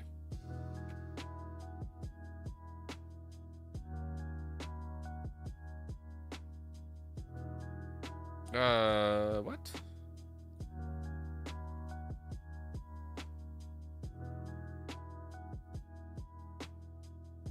Yeah, if you go with the base Air, it's not that bad.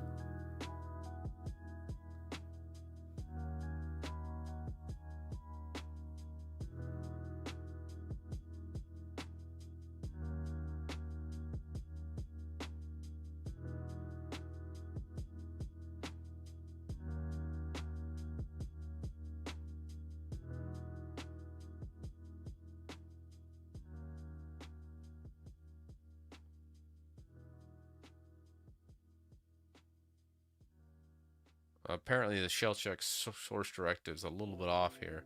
Saying the location's different.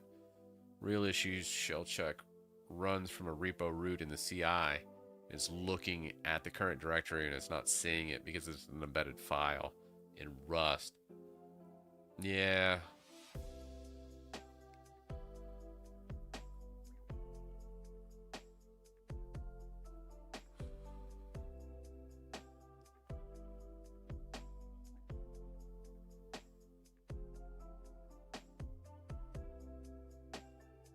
All right. Dude, okay. Let's go. Secondhand M4 Mac Mini for a dual PC setup for productivity. Do you know if Apple Silicon chips perform well with streaming off them? I bet they do. I would imagine they would perform pretty well in a streaming scenario. What's happening here?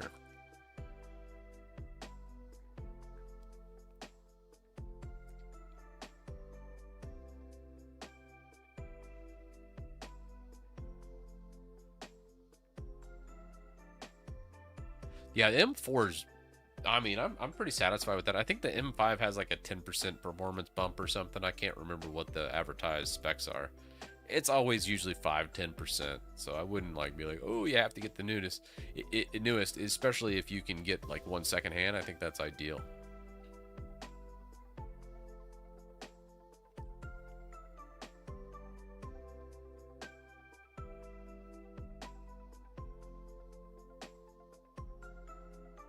Double check this.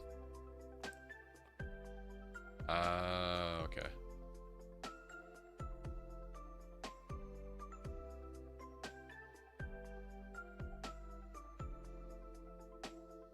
All right. Push that out.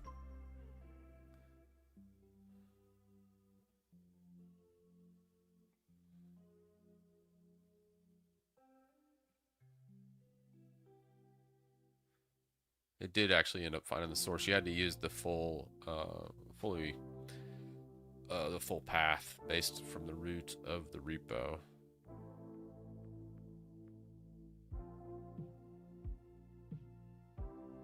All right, great. Fantastic. Now we should have our shell check properly work.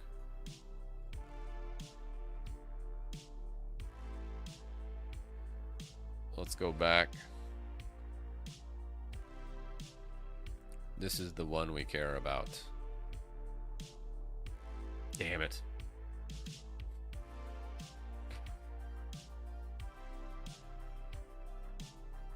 Oh, it's just common seams. Ah.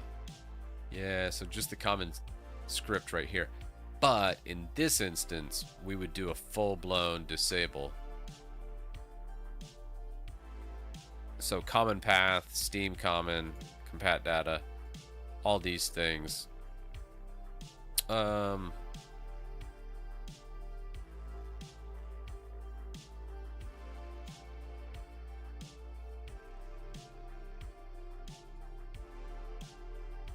Let's just do one more update and then we're good.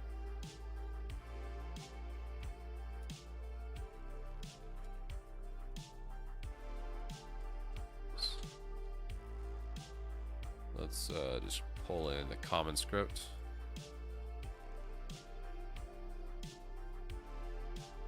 Since common Steam script is sourced by other scripts. Now, we'll probably just add bulk disables at the top of this file just so we don't run into that.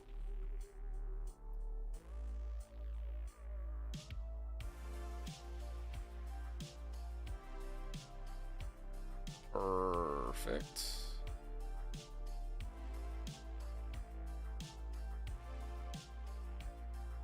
Now we're good.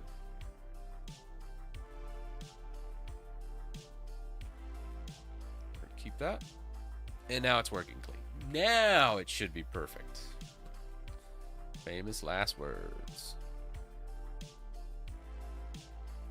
Oh, let's see. Shell check. You're gonna be the death of me, shell check.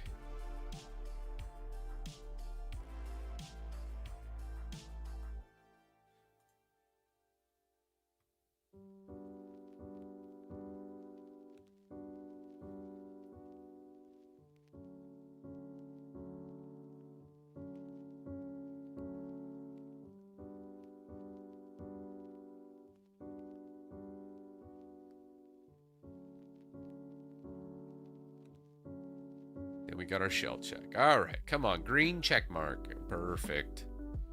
Hot dog. That's what we want to see.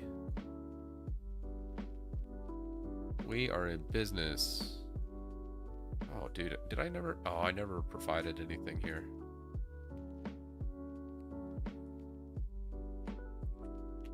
I'm gonna revisit Mango WC.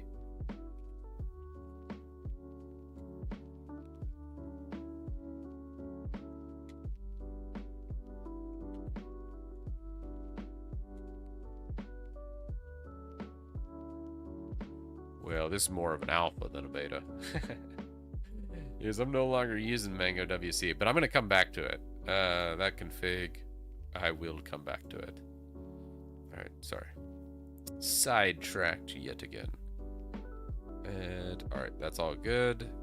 And then we'll go to LinUtil.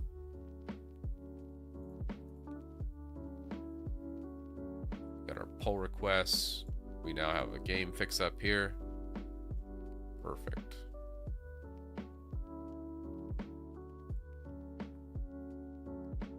This is us kind of clearing out because we were making a folder and then one file in here. Folder, one file in here. It's like, that's stupid. Just do the files right here for the mods. And then we made our common script. So then any new Steam games we add, there's a clear standard template that anybody could follow to like mod out certain games. I don't know. I'll probably be the only one that ever uses this, but I feel good about it. Less work that I have to do the next game I'm on in Linux than anything. Oh, I still need to add like Starfield. Like, nobody plays that. But eventually I'll probably come back to it. And then one final run here.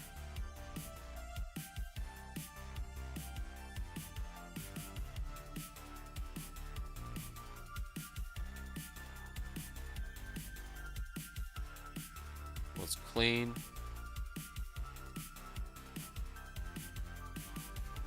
recompile, and we should have us a working, beautiful tutorial with a new gaming thing.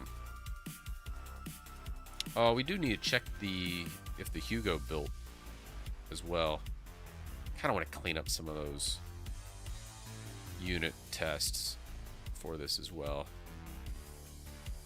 Diablo. Oh, look at that. Perfection. Love it. And then I still got to fix the Diablo 2 thing, but I'll probably do that offline. Nobody wants to see me go back and forth with JSON files and then sprite changes to clear out some of the bloated inventory and stuff. It'd be like watching paint dry. All right. Did I hit everything, guys? What is the name of the weird MMO that Chris loves? Very old, primitive gun, lots of bots. Everquest. Everquest is the king of all kings, man. I'm afraid you would never see me again if I picked it up today. Yeah. Yep. I mean, Everquest is cool. I just love the macro quest community around it, because there's just so much infinite expansion that can happen in the game. Like, you can build anything and everything. If you don't like the interface, you could completely wipe it out and create your own interface and do your own HUD. And I just get so lost in there, and I'm just sitting there coding pretty much the whole time instead of playing the game. And then you got scripts you can write that pretty much play the characters for you, and you can run your whole team by yourself. Oh, infinite possibilities, but God, it takes hours upon hours upon hours of time to tinker. But I do love me some old EverQuest, man. It's still fun. I love it. We got a one-line change. All right. Gabby he swears it's a one-line change.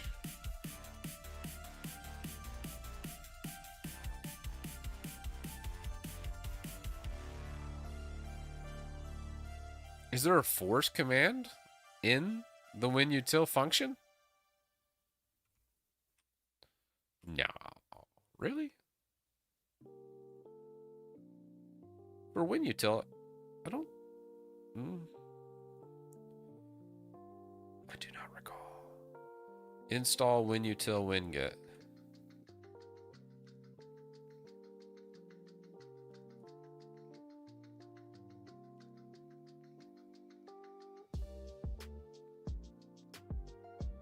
What you talking about, Willis? There ain't no... What?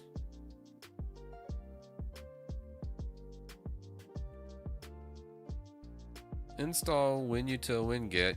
Oh, you're removing it. Yeah. There isn't an option there, is what he's saying. There is no force. Copilot told Egg. I was like, Gabby, what? No, this is not like you to add a dash force. Nope. You were fixing the fact that I added a dash force. That's hilarious. Oh my God, I roasted myself there.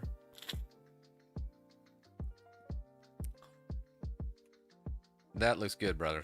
Appreciate you. I was like, oh, really? Yeah, old Copilot, man. God. One day it will become good, guys.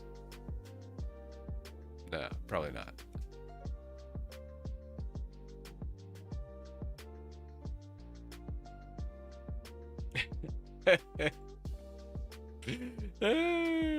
Yeah, I saw that. I didn't even see that it added the dash force. That's pretty funny. Yeah.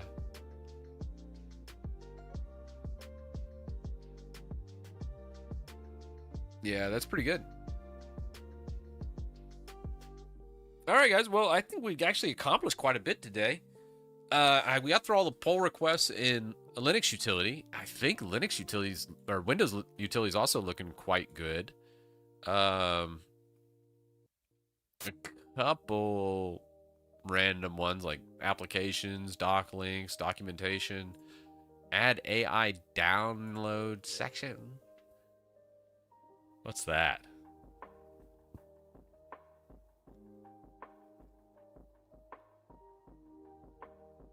Ugh.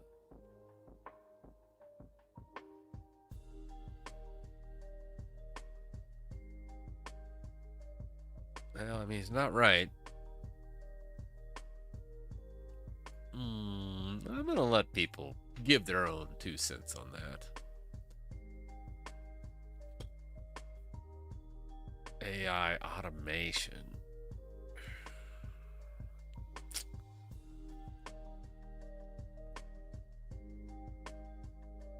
Maybe we change the category to slopware. No. No, I'm kidding. I don't know. We'll think of something there. I didn't realize that there's desktop applications for like Claude and stuff. I really haven't done that. I just use code and then I just directly use their APIs. So I don't really mess with this. It doesn't make sense to me. But if you're not using it specifically for coding, it might make sense. Yeah, I'll leave it open. Another day, another dollar. We'll take a peek at that. Yeah, because there's some uses like I use AI for email polish sometimes. It depends on the email, but sometimes I'm just like, it's fixed by doing here, go to this link, click on it, and it installs. And then I read the email. I'm like, sounds really crude. And then I can just feed it, and it cleans it up and be like, hi, Bob. Thank you for your inquiry. Here's how you actually do it. And then it makes it sound better than me just going, go here, click here, do it. So that's about it. I'm trying to think. Anything else? I think we're good. Until next week, next Tuesday, we will go. We've actually got a lot done. WinUtil saw several releases this week, and I updated the executable for WinUtil. Although that executable, I think I still got one that has to make the rounds through all of the antivirus things. So I'm going to get bombarded with about 100, 200 emails a day saying there's a virus, in which I'll be like, no, there's not a virus. We are still waiting for the approval from Windows Defender, and then do that. I think I gotta stop putting in an update. I need to stop sending email updates when I update the executable. I need to just update it like rogue in the background, so then it's just like a slow trickle of people that run it, and then it slowly gets fixed, and everyone keeps using the old executable, and then like 2 weeks later go, there's a new executable. God, I gotta stop doing that. I gotta start doing that. That's what I need to do. Anyways, there's that, and then I still gotta do probably a new version of LinUtil coming out. What is the current version of LinUtil? I haven't even done a release in forever. Ooh, hey. What do we got? We usually christitus.com, Linux. I think you just pipe that SH. January? Yeah, probably next week we'll do a release of LinUtil. This is the older LinUtil through a piped curl. I'll look at that. I think we could do some fun stuff there. And then tonight, I'm going to redo the Diablo 2 repo and fix the mod for the loot filter, which makes it like way better on how it displays crap on the screen. And then also fix the UI and get rid of all like Diablo 2 artwork that's just really intrusive, and then make a more minimal interface for Diablo 2. And it can be used online. All it does is just modify the display on the screen so it's not just a wall of text everywhere going super potion, super mana, super health potion, all that crap, and then you just see that 1,000 times. It's just so much easier to abbreviate. I wish there was an option for Blizzard to do this, but if they're not going to do it, I can do it. It's fine. All right, guys. I'm out of here. Thank you so much. It's been so much fun working on all this. There is not too much. Ooh, let's see. Was it? Ooh, what's going on? Can I send a .spec file for LinUtil so you can check if I made a boo-boo?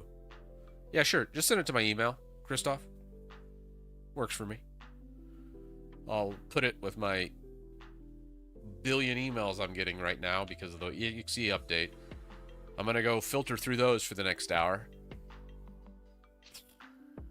That's okay, though. I don't mind it.